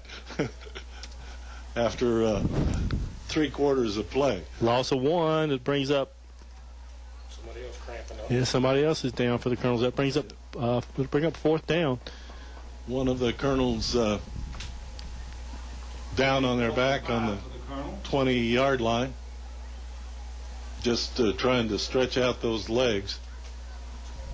Once again, it's kind of a warm night. It's been the last couple of days have been in the 80s, and that heat is carried over, although things have cooled down for this second half of the ball game, where the fans have really packed in here at English Stadium on both sides of the field for what is a really big game. I understand parking was just unbelievable lack of it. Yeah, Well, there's just too many people. Well, that's right. And again, the Gretna side is absolutely packed. Altavista side is packed. They're ringed around they're ringing around the fence. Gretna was brought some banners over with them. Yeah. Rings don't lie. And then they've got another one where they're showing a ring times 5, and another nice one. Everyone gets lucky once. I think that's a reference to last year's game when Altavista beat Gretna. It's either that or a reference to Altavista State Championship. Okay. Again, I guess either one you could take it as, Dave. Or both. That's right. Yeah, it's double meaning there. Clever work by the Gretna fans, or maybe the cheerleaders. I don't know who did the banners over there, but Gretna's obviously got this game in their sights. Yeah, they do, and it's been competitive so far. 2:59 here remaining in the third quarter. Apple Market third quarter. Colonels lead 15-7. You got to wonder if that 2-point conversion is going to pan out being as a difference as we get a little bit deeper into this game. Timeout on the field, Dave. 105.5 Country, KD Country. Let's take a break. Okay. Try a variety of lunch specials priced under $4 at El Cazador Restaurant. The people that brought the first Mexican food to the area 13 years ago and still going strong 7 days a week. Come by for Mexican or American food, all reasonably priced with drink specials and great service too. Voted best Mexican restaurant by you, their customers. El Cazador Mexican Restaurant, Main Street in Altavista. El Cazador Mexican Restaurant thanks you for your loyalty and your business.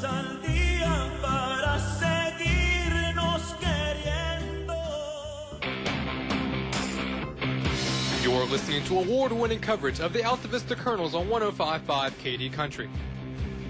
Just under 3 minutes left to play in the third quarter of high school football. The big game, Gretna and Altavista. It's been price of admission and then some. Altavista Colonels scoring in the third quarter to take a 15-7 lead, and 15 is an odd number.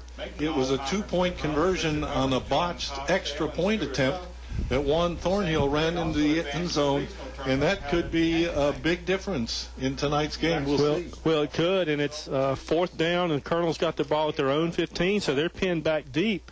The snaps haven't been real good back to Walker Allen. A couple of circumstances where they were high. So Gretna's looking to change the momentum here and give themselves a short field. Looks like Juan Thornhill might be coming back in soon as he's standing on the sidelines talking to Coach Lee. And now he goes out on the field. We'll see if this puts him back in the game or he's just going out to look after the teammates out there and show some junior leadership. And still haven't been able to determine who's down for the Colonels. No, they've been down on their back on the 20-yard line. And looks like they might get some help. A couple of big guys coming out there to get him up off the ground and move him over to the sideline. We want to remind you about the KD Country Dollar Saver. It's at kdcountrydollarsaver.com, or you can take it off of our website. There's a different half-price deal each week. Things like food, family activities, massages. Half-price deals go on sale every Thursday at 10 a.m. They're a limited supply to make sure that you check out the KD Country Dollar Saver. Yeah, still they aren't able to tell out. They've sent a couple of offensive linemen, 3 offensive linemen out there carrying the player off the field. Again, we're unable to tell who it is at this time.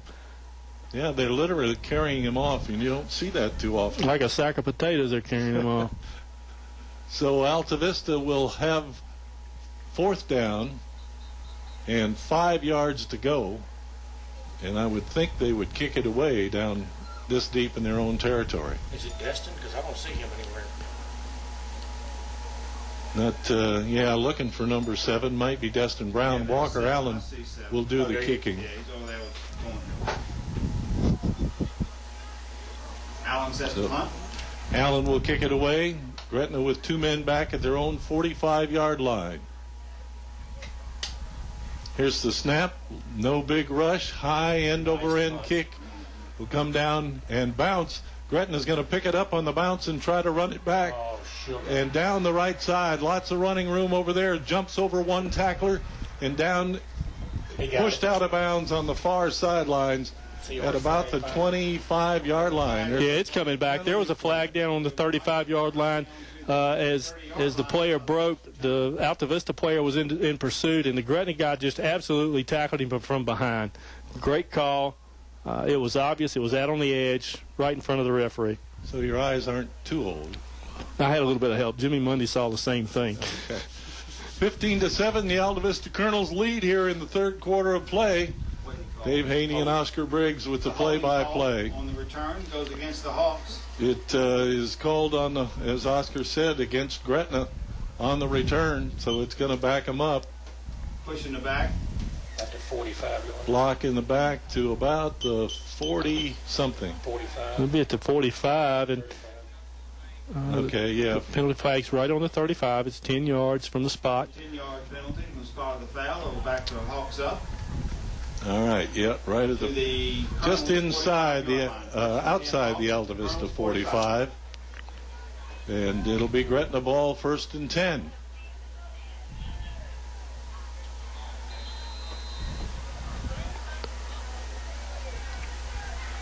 Rosser, the quarterback, in the shotgun formation, wide receivers to each side, and Rosser will keep it up the middle. Got a little running room, but the Colonels collapse on him, and after just a couple of yard gain, they stack Rosser up around the right side. And Ashton Robinson and Trayvon Elliott in on that play. So the humidity and heat taking a little bit of a toll on some of the Altavista defenders here in this third quarter of play. A lot of cramping. If you just joined us, you've been missing out on a pretty good football game. Gretna ball, 2nd and 8 from the Altavista 43. Rosser back to pass, looks once, decides to keep, rolls out to this side, being chased, runs into number 3, Donovan Montague, and that slows Rosser up as the rest of the Altavista defense finishes him off. And they're going to mark it at the 36. He's going to be about a yard short.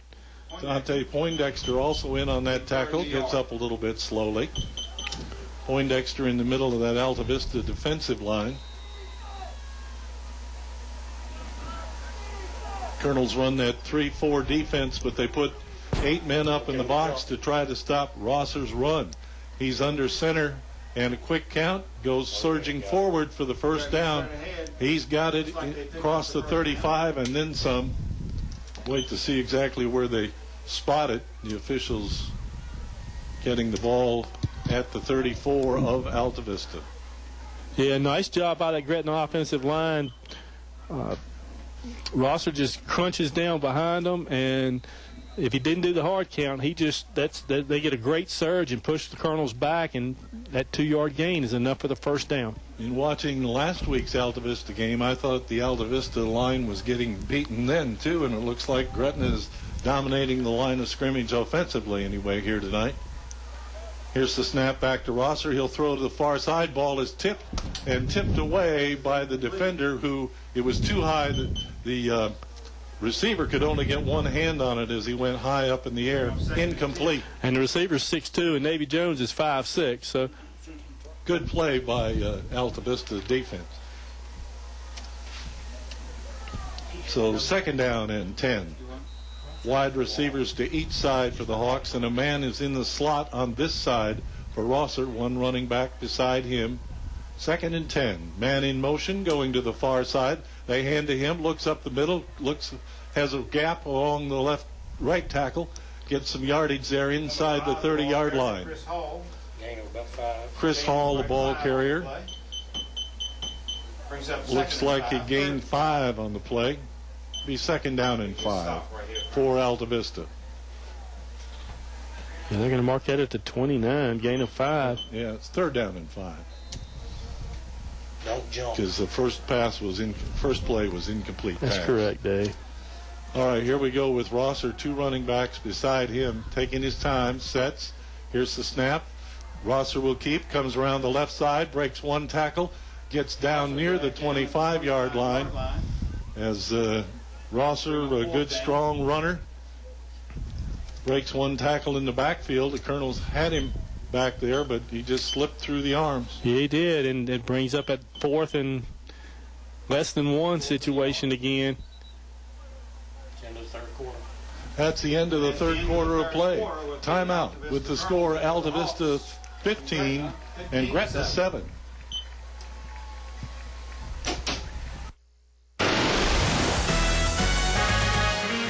Tonight's game is brought to you by these members of the Katy Country Sports Club. Steve Farmer Auto Sales, where there's always a good selection of cars, trucks, SUVs, priced right, financing available. Steve Farmer Auto Sales, 1112 Main Street. Aubrey Rosser Law Firm, Altavista. First choice for any and all legal advice. Services go way beyond court trials and settlements. Diane's Hair Creations in Altavista, creating hairstyles for every lifestyle. 283-1111. That's 283-1111. El Cerrito, Altavista. Throw on a sombrero. Shake your maracas. It's El Cerrito time. Authentic Mexican cuisine only at El Cerrito. Shop Main Street Trading Company, Altavista, where quality and affordability go hand in hand. Sharky's Pest Control in Hurt. Let Tony take a bite out of your pest control needs. Doing business the old-fashioned way to keep you coming back. You're listening to award-winning coverage of the Altavista Colonels on 105.5 KD Country.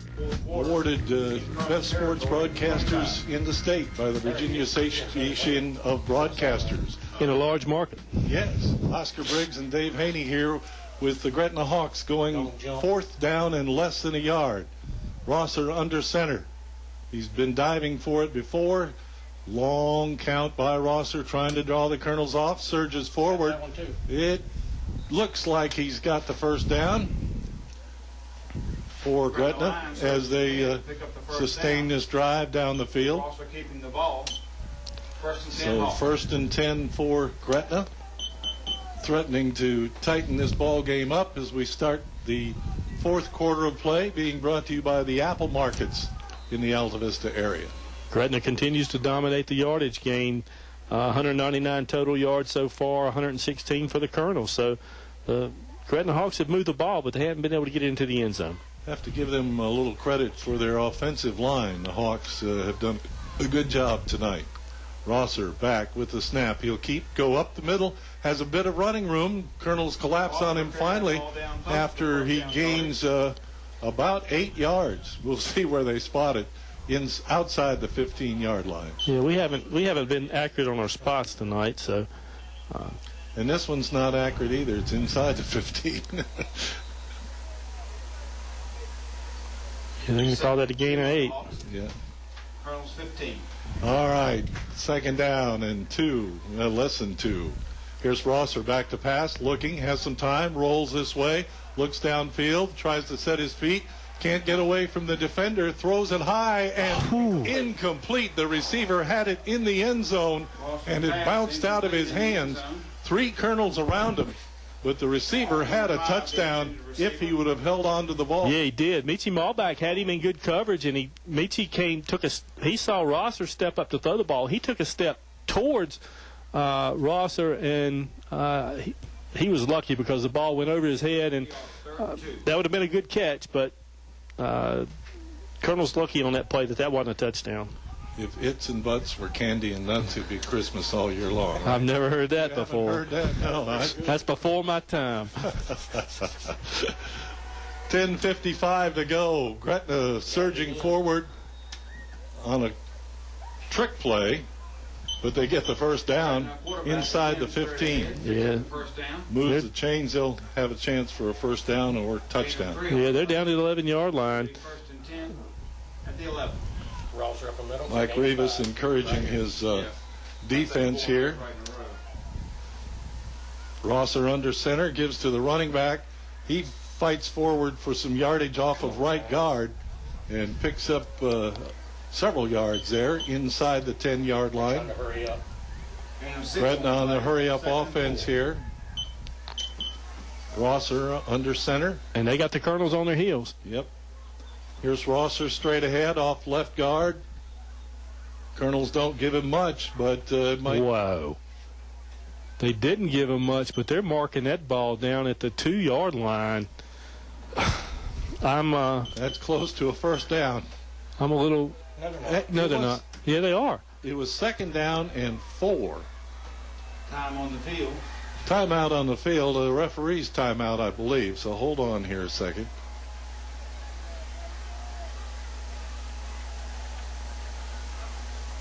Gretna is going to take a timeout here with 10 minutes and 6 seconds left in the ball game. The Apple Market fourth quarter. Timeout with the score Altavista 15, Gretna 7 on 105.5 KD Country. Apple Auto Glass is your windshield repair and replacement center in Lynchburg. You get a free car wash with all windshields replaced in the shop. Apple Auto Glass wants the fans to enjoy the boys of fall this high school football season. When I feel that chill, smell that fresh cut grass, I'm back in my helmet, cleats, and shoulder pad. Kings of the school, man, we're the boys of fall. Apple Auto Glass salutes the boys of fall. You're listening to award-winning coverage of the Altavista Colonels on 105.5 KD Country.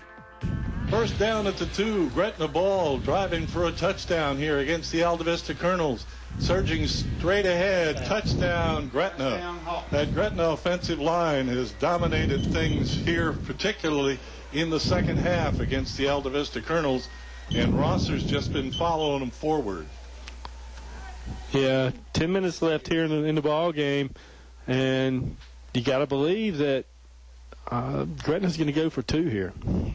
And the trail now 15-13 after the touchdown. So 2 points would tie up this football game. They almost have to go for it. And the way they've dominated the offensive line here in the second half, it's understandable. They've got a great shot at it. So let's see. Coach Sharness called a timeout. He saw something he didn't like. I don't know if it was the personnel. If he wanted to see what Gretna came out in the formation they were in, but he didn't like it. Yeah, and after that last timeout, the referees had measured and gave Gretna the first down, and then just snuck it in there. So timeout on the field as we go for the extra point here. The score, Altavista 15, Gretna 13. Stay cool in the summer and warm in the winter. Tyree Little's Heating and Cooling, on the ready to keep you comfortable year-round. Locally owned and operated, just a call away, with over 20 years experience. Licensed and bonded, Tyree Little's Heating and Cooling, specializing in heating, air, plumbing, and electrical, any season, anytime. Tyree Little's Heating and Cooling, keeping you cool in the summer and warm in the winter. Give them a call today. Tyree Little's Heating and Cooling, Gretna. You're listening to award-winning coverage of the Altavista Colonels on 105.5 KD Country. Capacity crowd on hand tonight for the Gretna Altavista game with 10 minutes remaining. And Gretna will try for 2 on the extra point attempt here in an attempt to tie up the ball game. And we need a little noise from the Altavista fans. And Donovan Montague trying to get them stirred up.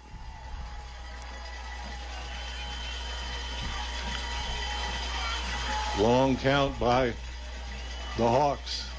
Back to Rosser. Rosser will roll to his left, looking downfield, sidesteps one man, take it into the end zone, and the conversion is good. 2 points for Gretna and ties this ball game up. Yeah, that was a nice play. Demetrius Johnson had a shot at him, and he's disappointed himself. He couldn't quite wrap him up. Nothing against Demetrius, but he was not going to get Rosser in that open field. Rosser just too much speed and a very good runner. He's one of the leading rushers in the area and leading passers. Timeout with a score of 15-15 between Altavista and Gretna on 105.5 KD Country. High school athletics builds character, teaches teamwork, and provides a solid foundation for life. PCM Industrial Services recognizes the importance of high school athletics by sponsoring this sports broadcast for your enjoyment. PCM Industrial Services encourages everyone to come on out and watch the game. It's a great time for the whole family. Cheer on the Colonels. PCM Industrial Services, the industrial maintenance and construction specialists, serving the Mid-Atlantic region with quality craftsmen since 1986. Good luck, Colonels. You're listening to award-winning coverage of the Altavista Colonels on 105.5 KD Country. Well, Oscar Briggs, is there enough excitement for you now with the score tied 15-15?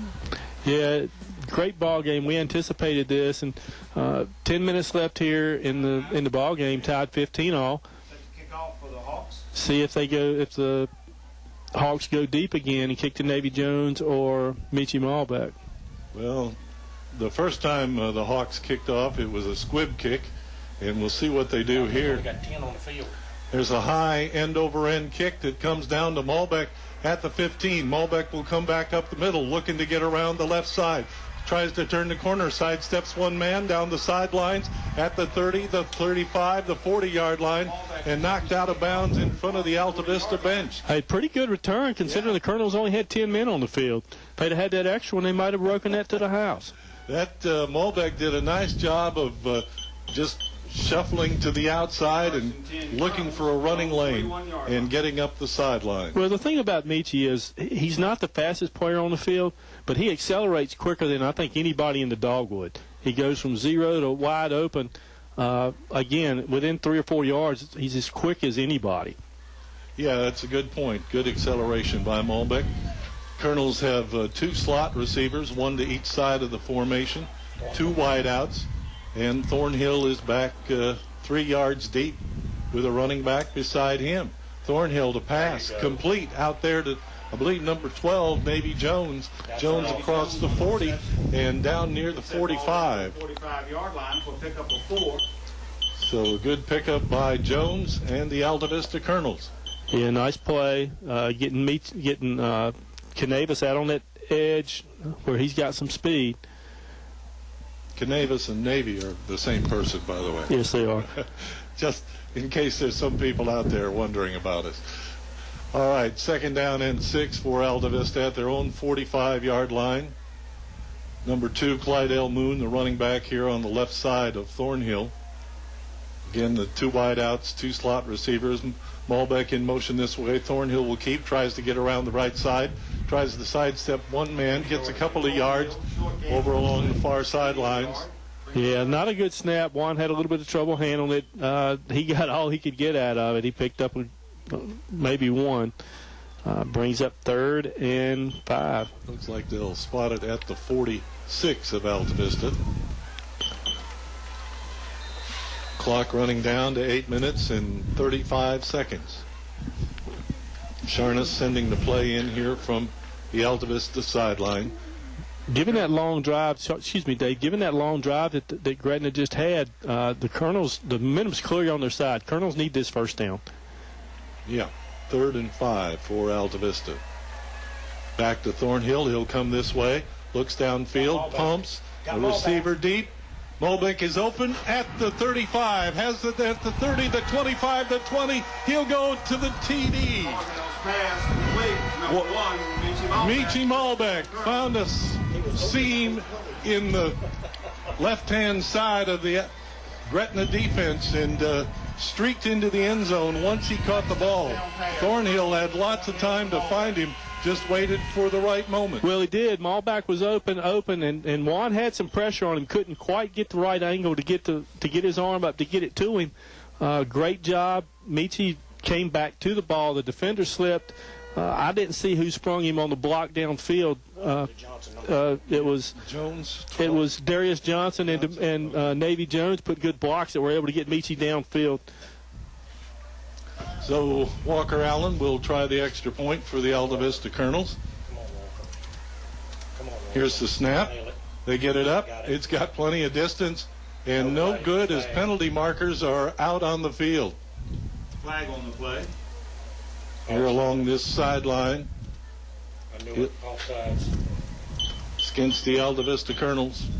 They'll back them up 5 yards.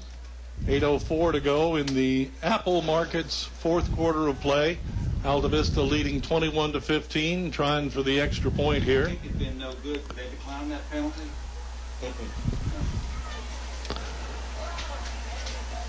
Extra point attempt by the Altavista Colonels. Thornhill will hold. Easy for you to say. Yeah. There's too many syllables in all those words. All right, here's Walker Allen. High snap. They get it up. He's got plenty of distance. And this one is good also.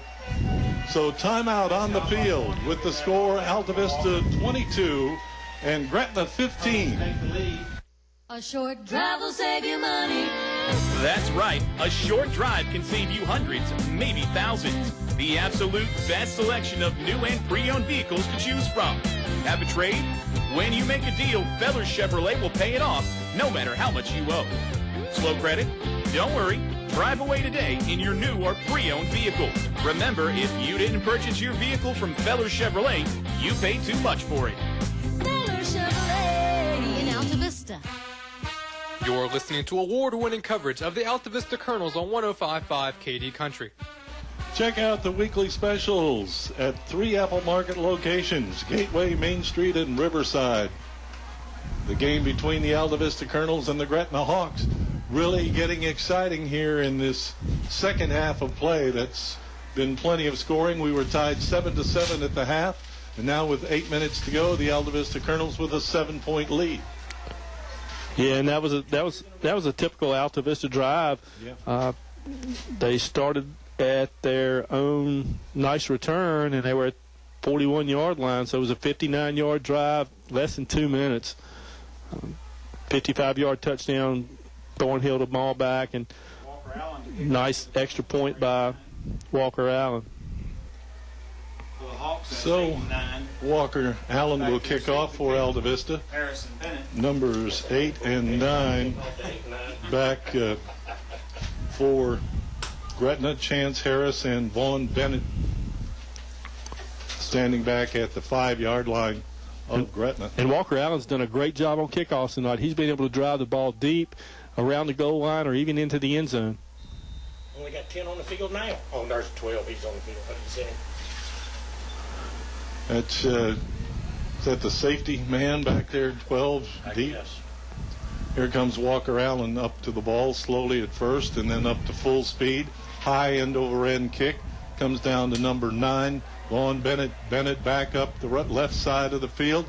Sidesteps one man, hit hard, and spun down across the 20 near the 25. First time we called Nelson Dews tonight. Nice tackle by him, but it was Donovan Montague that busted up that wedge and was able to get that play going for the Colonels. You mean the little guy? The 6'1", 165-pound? Yeah. First and 10 Hawks So first and 10 for Gretna on the 21. at the 21-yard line of Gretna. 7:57, Dave. Colonels lead 22-15. Ball on the far hash mark. The Hawks going left to right. And it's Rosser keeping up the left side. Run down from behind, but he's close to the first down after picking up about 8 off the left side. Rosser running straight ahead. Picks up 8 or 9 on the play. 22-15, Altavista leading in case you're just tuning in, checking out the game to see what's going on. It's been an interesting second half with plenty of offense on both sides. Gretna and Altavista with the ball at the Gretna 30-yard line, just across the 30. You're going to see a heavy dose of Deion Rosser here running the ball. 2nd and 1. Here's Rosser again, straight ahead. He's got the first down. The Colonels finally corral him after he gets across the 35. Boy, it didn't look like he was going to get much, but picked up some good yardage on just a little running play up the middle. He picked up 9, and then he picked up 5 on that play, so plenty of time here left. 7:23 in the fourth quarter, the Apple Market fourth quarter of play. First and 10 from the 36. They give to the running back. He's off the left side. Got some running room down the sideline. Side steps and cuts back to the inside. The Colonel's pursuit finally catches him, but not before he gets into Altavista territory at the 45-yard line. Yeah, and that was a nice pickup by the running back. Hands on knees, they tired. Gain of 20 on that play. And Gretna is starting to shred this Colonel's defense. Looks like the Colonels, as Jimmy Monday suggested, might be getting a little tired by the looks of their gestures. Here's Rosser up the middle again. Nobody can stop him as he makes 9 close to the first down. deeper into Altavista territory, just shredding that Altavista defense. Once again, that Gretna line is controlling the line of scrimmage. Yeah, the last 4 carries, 9, 5, 20, and 8. They're making short work of this drive.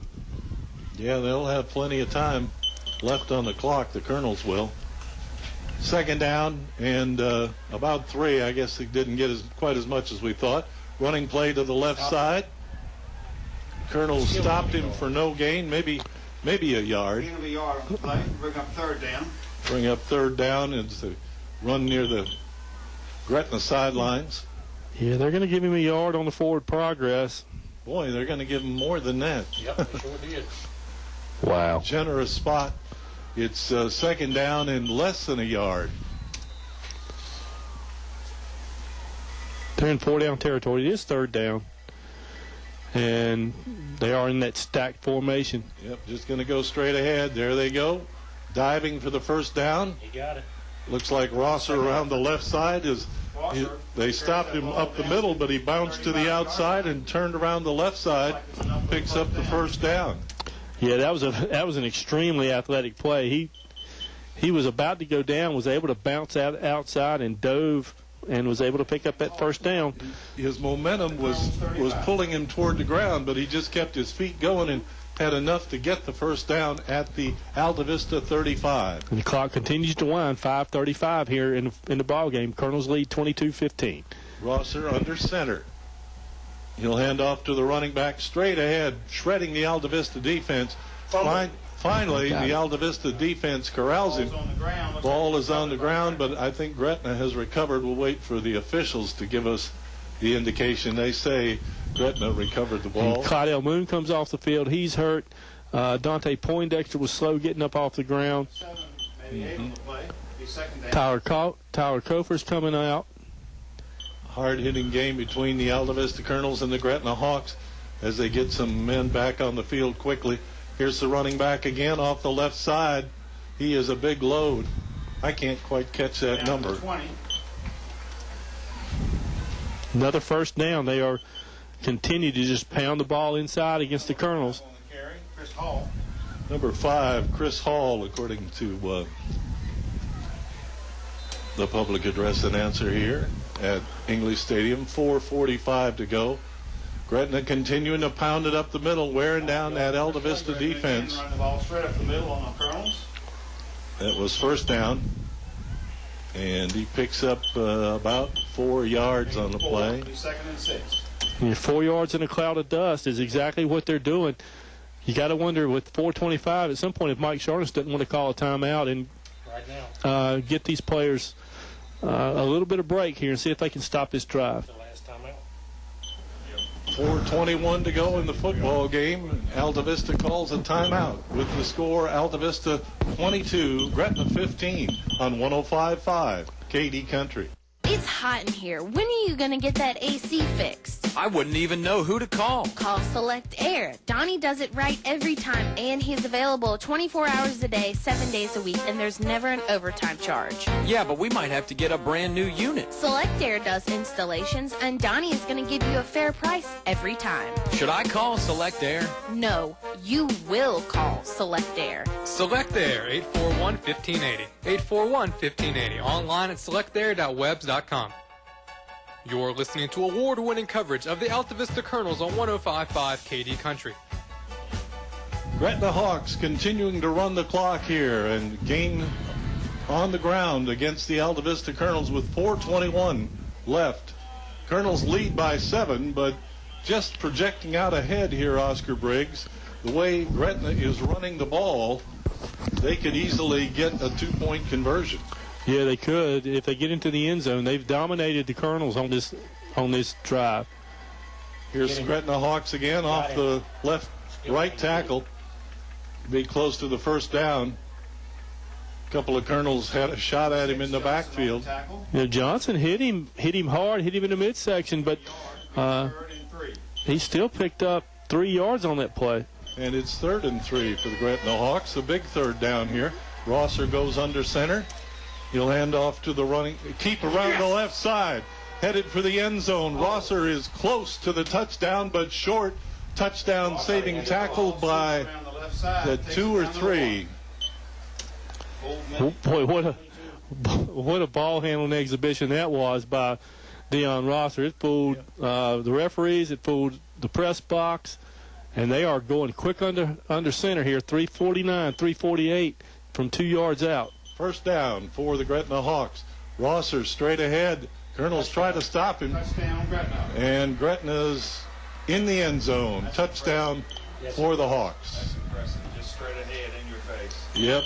Gretna just taking it to the Altavista Colonels and knocking them back.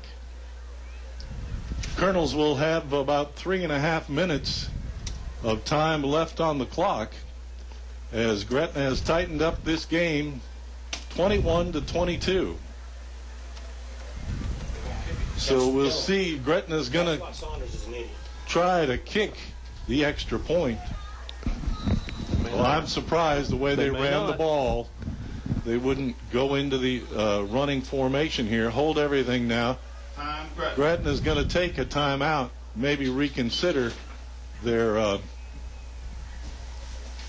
plans.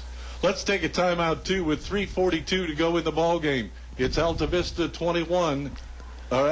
22, Gretna 21 on 105.5 KD Country. In the past century, our community has grown, and Finch & Finch Funeral and Cremation Service has grown too, alongside the families they've known for so long.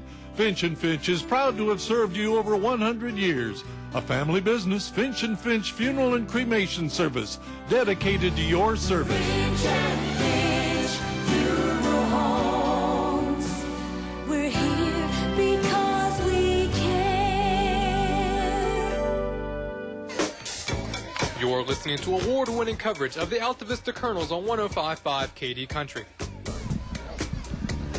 Dave Haney and Oscar Briggs at English Stadium in Altavista, where the Gretna Hawks have taken a timeout and now come back out for the extra point attempt. And they're going for it, Dave. They're going to try 22-21. They trail by 1. Extra point would tie. They're going to try to win this ball game, or at least try to take the lead. Rosser up under center.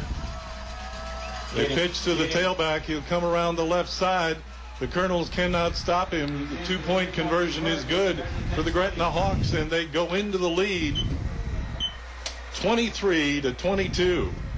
So first they brought out the tee and thought about the extra point attempt, took a timeout, and decided they'd continue with the ground game that they used so effectively to march down the field, and leaves the Colonels 3 minutes and 42 seconds on the clock. Which is plenty of time.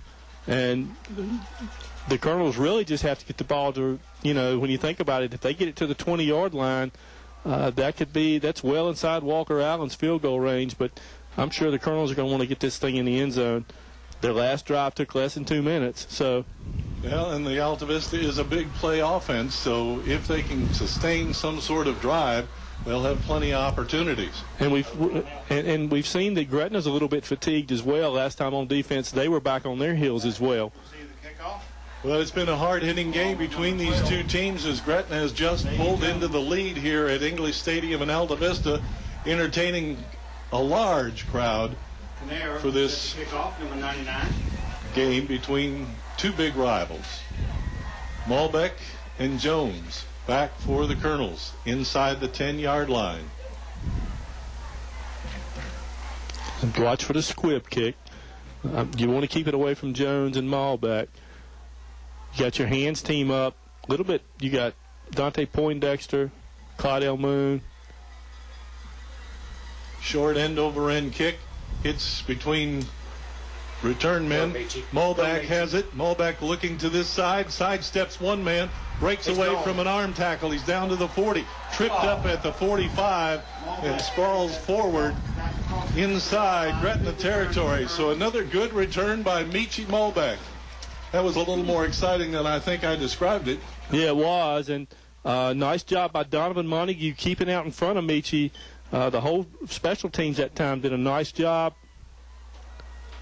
Once again, Malbec coming to the left side, reading the blockers and getting around the corner. Had one or two men to beat, and he would have been off to the end zone. Boy, and that's an awful spot. Yeah, I think he dropped the ball.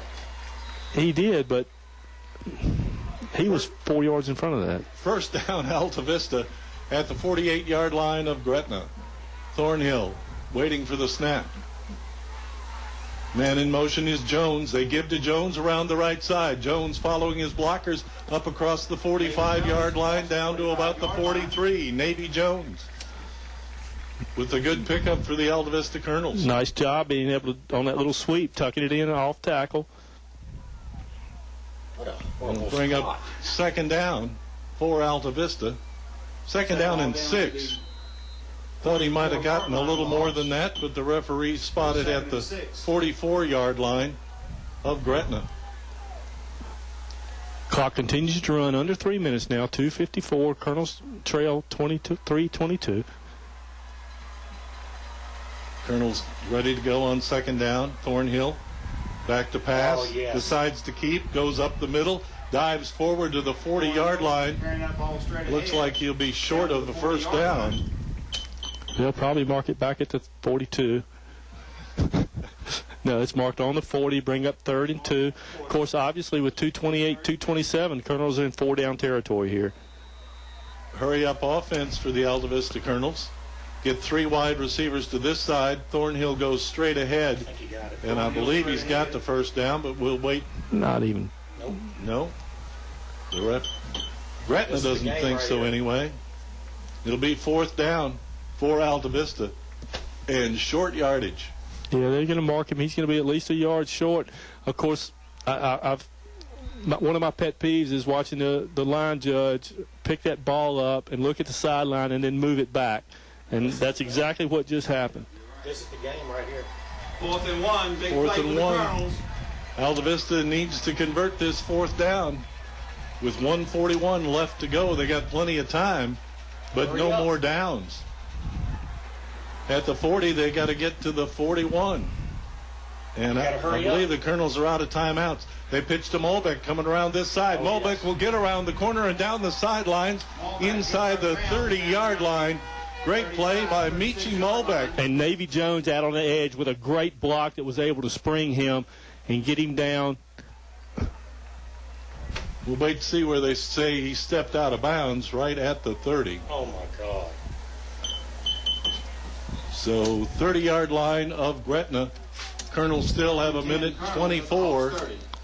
Almost within Walker Allen's field goal range. Plenty of time.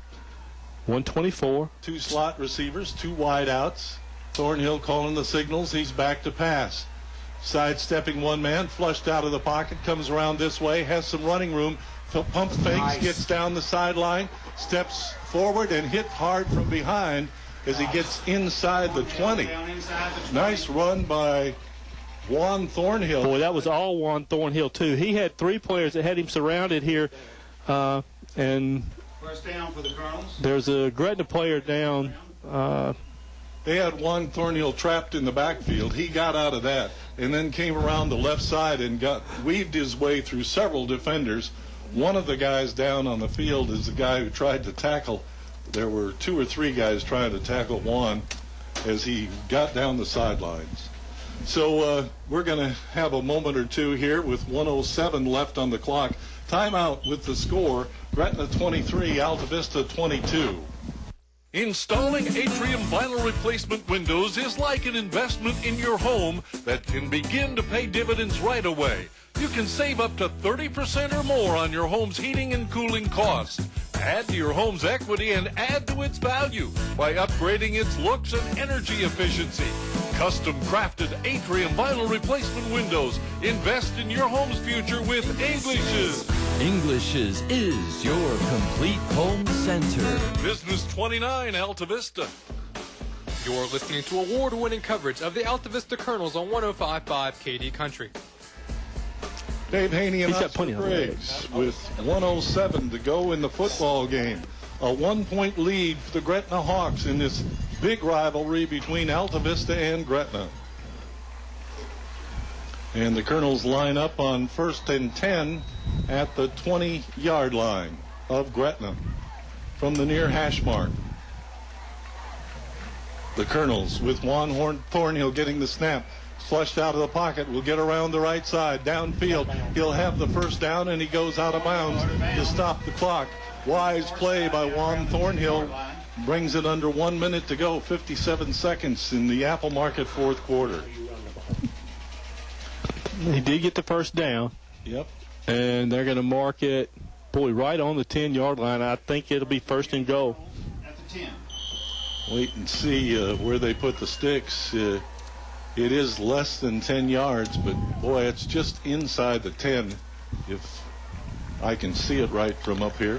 Well, they gave him the first down, and it was at the 19-yard line, so he has to be right at the 9-yard line. All right, here's a man in motion, number 10, Johnson.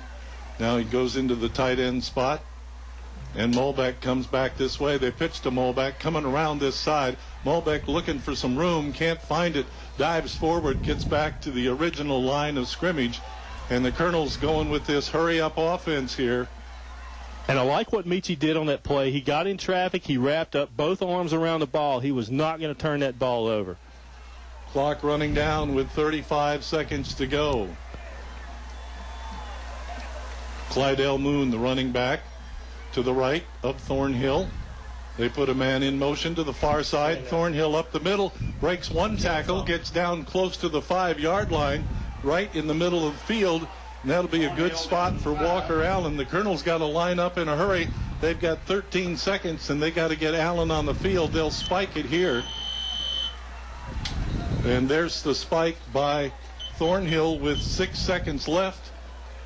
Walker Allen coming out onto the field. I don't know if Gretna has any timeouts that they could try to ice him. Yeah, they have 2. Gretna has a couple of timeouts left, according to Jimmy Monday.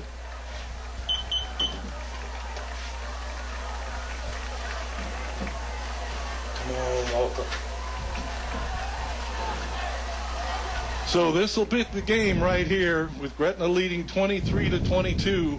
Walker Allen will come on for a field goal, and 25-yarder. They will spot the ball at the 15-yard line. And timeout on the field by the Gretna Hawks. And they've got one more. So 6 tenths seconds. This is what it's all about. Yeah, this is everything it was billed to be. You talk to different people and you got some different perspective on the game, but boy, it's been everything that both teams thought it would be, everything that the press thought it would be. What a great ball game we've seen tonight. It has been, especially the second half. There's been a lot of excitement and scoring, some good offensive play. The first half, I thought, was a little slow, particularly the first quarter of play, but as things got moving by both teams, it's really been an exciting ball game, and fans are getting their money's worth here tonight. And talk about fans, this place is jam-packed. Nobody's left, for sure. For sure. So we're down to the last 6 seconds, and the Colonels will try a field goal to win it. And the snap's crucial here. And this is the same distance he hit after the penalty. Okay. And Saunders is out on the field. And Gretna calls another timeout. That's Gretna's last timeout. So Gretna has used their last timeout. And again, they're marking the ball at about the 7-yard line, and the Colonels had an extra point where they had an illegal procedure, so Walker was able to drill that one through. And so really this is nothing more than an extra point. And it would be 4th down and 7 for the Altavista Colonels. So you're going to have to go for the field goal here. I don't think it'd be a heck of a trick play. Yeah, and if they decided to run it for some reason. With a kicker like Walker Allen, there's no reason to. And Walker's missed 2 extra points this year, and they were both at Galax. And one was blocked, and the other was just was a bad snap. So this is the ball game right here. Colonels had a high snap earlier in the evening, if I remember correctly.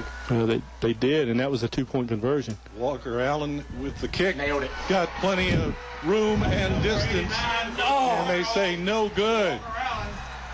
No good. Was that to the left? That's what he said. Wow. The Gretna fans are jubilant. The Colonel fans disheartened. Had plenty of distance, had plenty of height. The end zone, the fans in the end zone thought it was good. They don't count. No, they don't. Unfortunately. So the Altavista Colonels try the field goal, and the Gretna Hawks draw a breath of relief. And with 3.5 seconds to go, the Hawks will just have to take a knee. Boy, it's the Gretna side is jubilant and the Altavista side is stunned. Yep. Because that kick looked good from up here. It absolutely did look good from up here. Of course, as you said a minute ago, that doesn't count. That's right. Unfortunately. Altavista puts up a valiant effort. The Gretna Hawk running game in the second and fourth quarter, second half, fourth quarter of play, really the difference. The Altavista defense just could not stop Gretna from gaining 5 and 10 yards at a time. Well played game on both sides.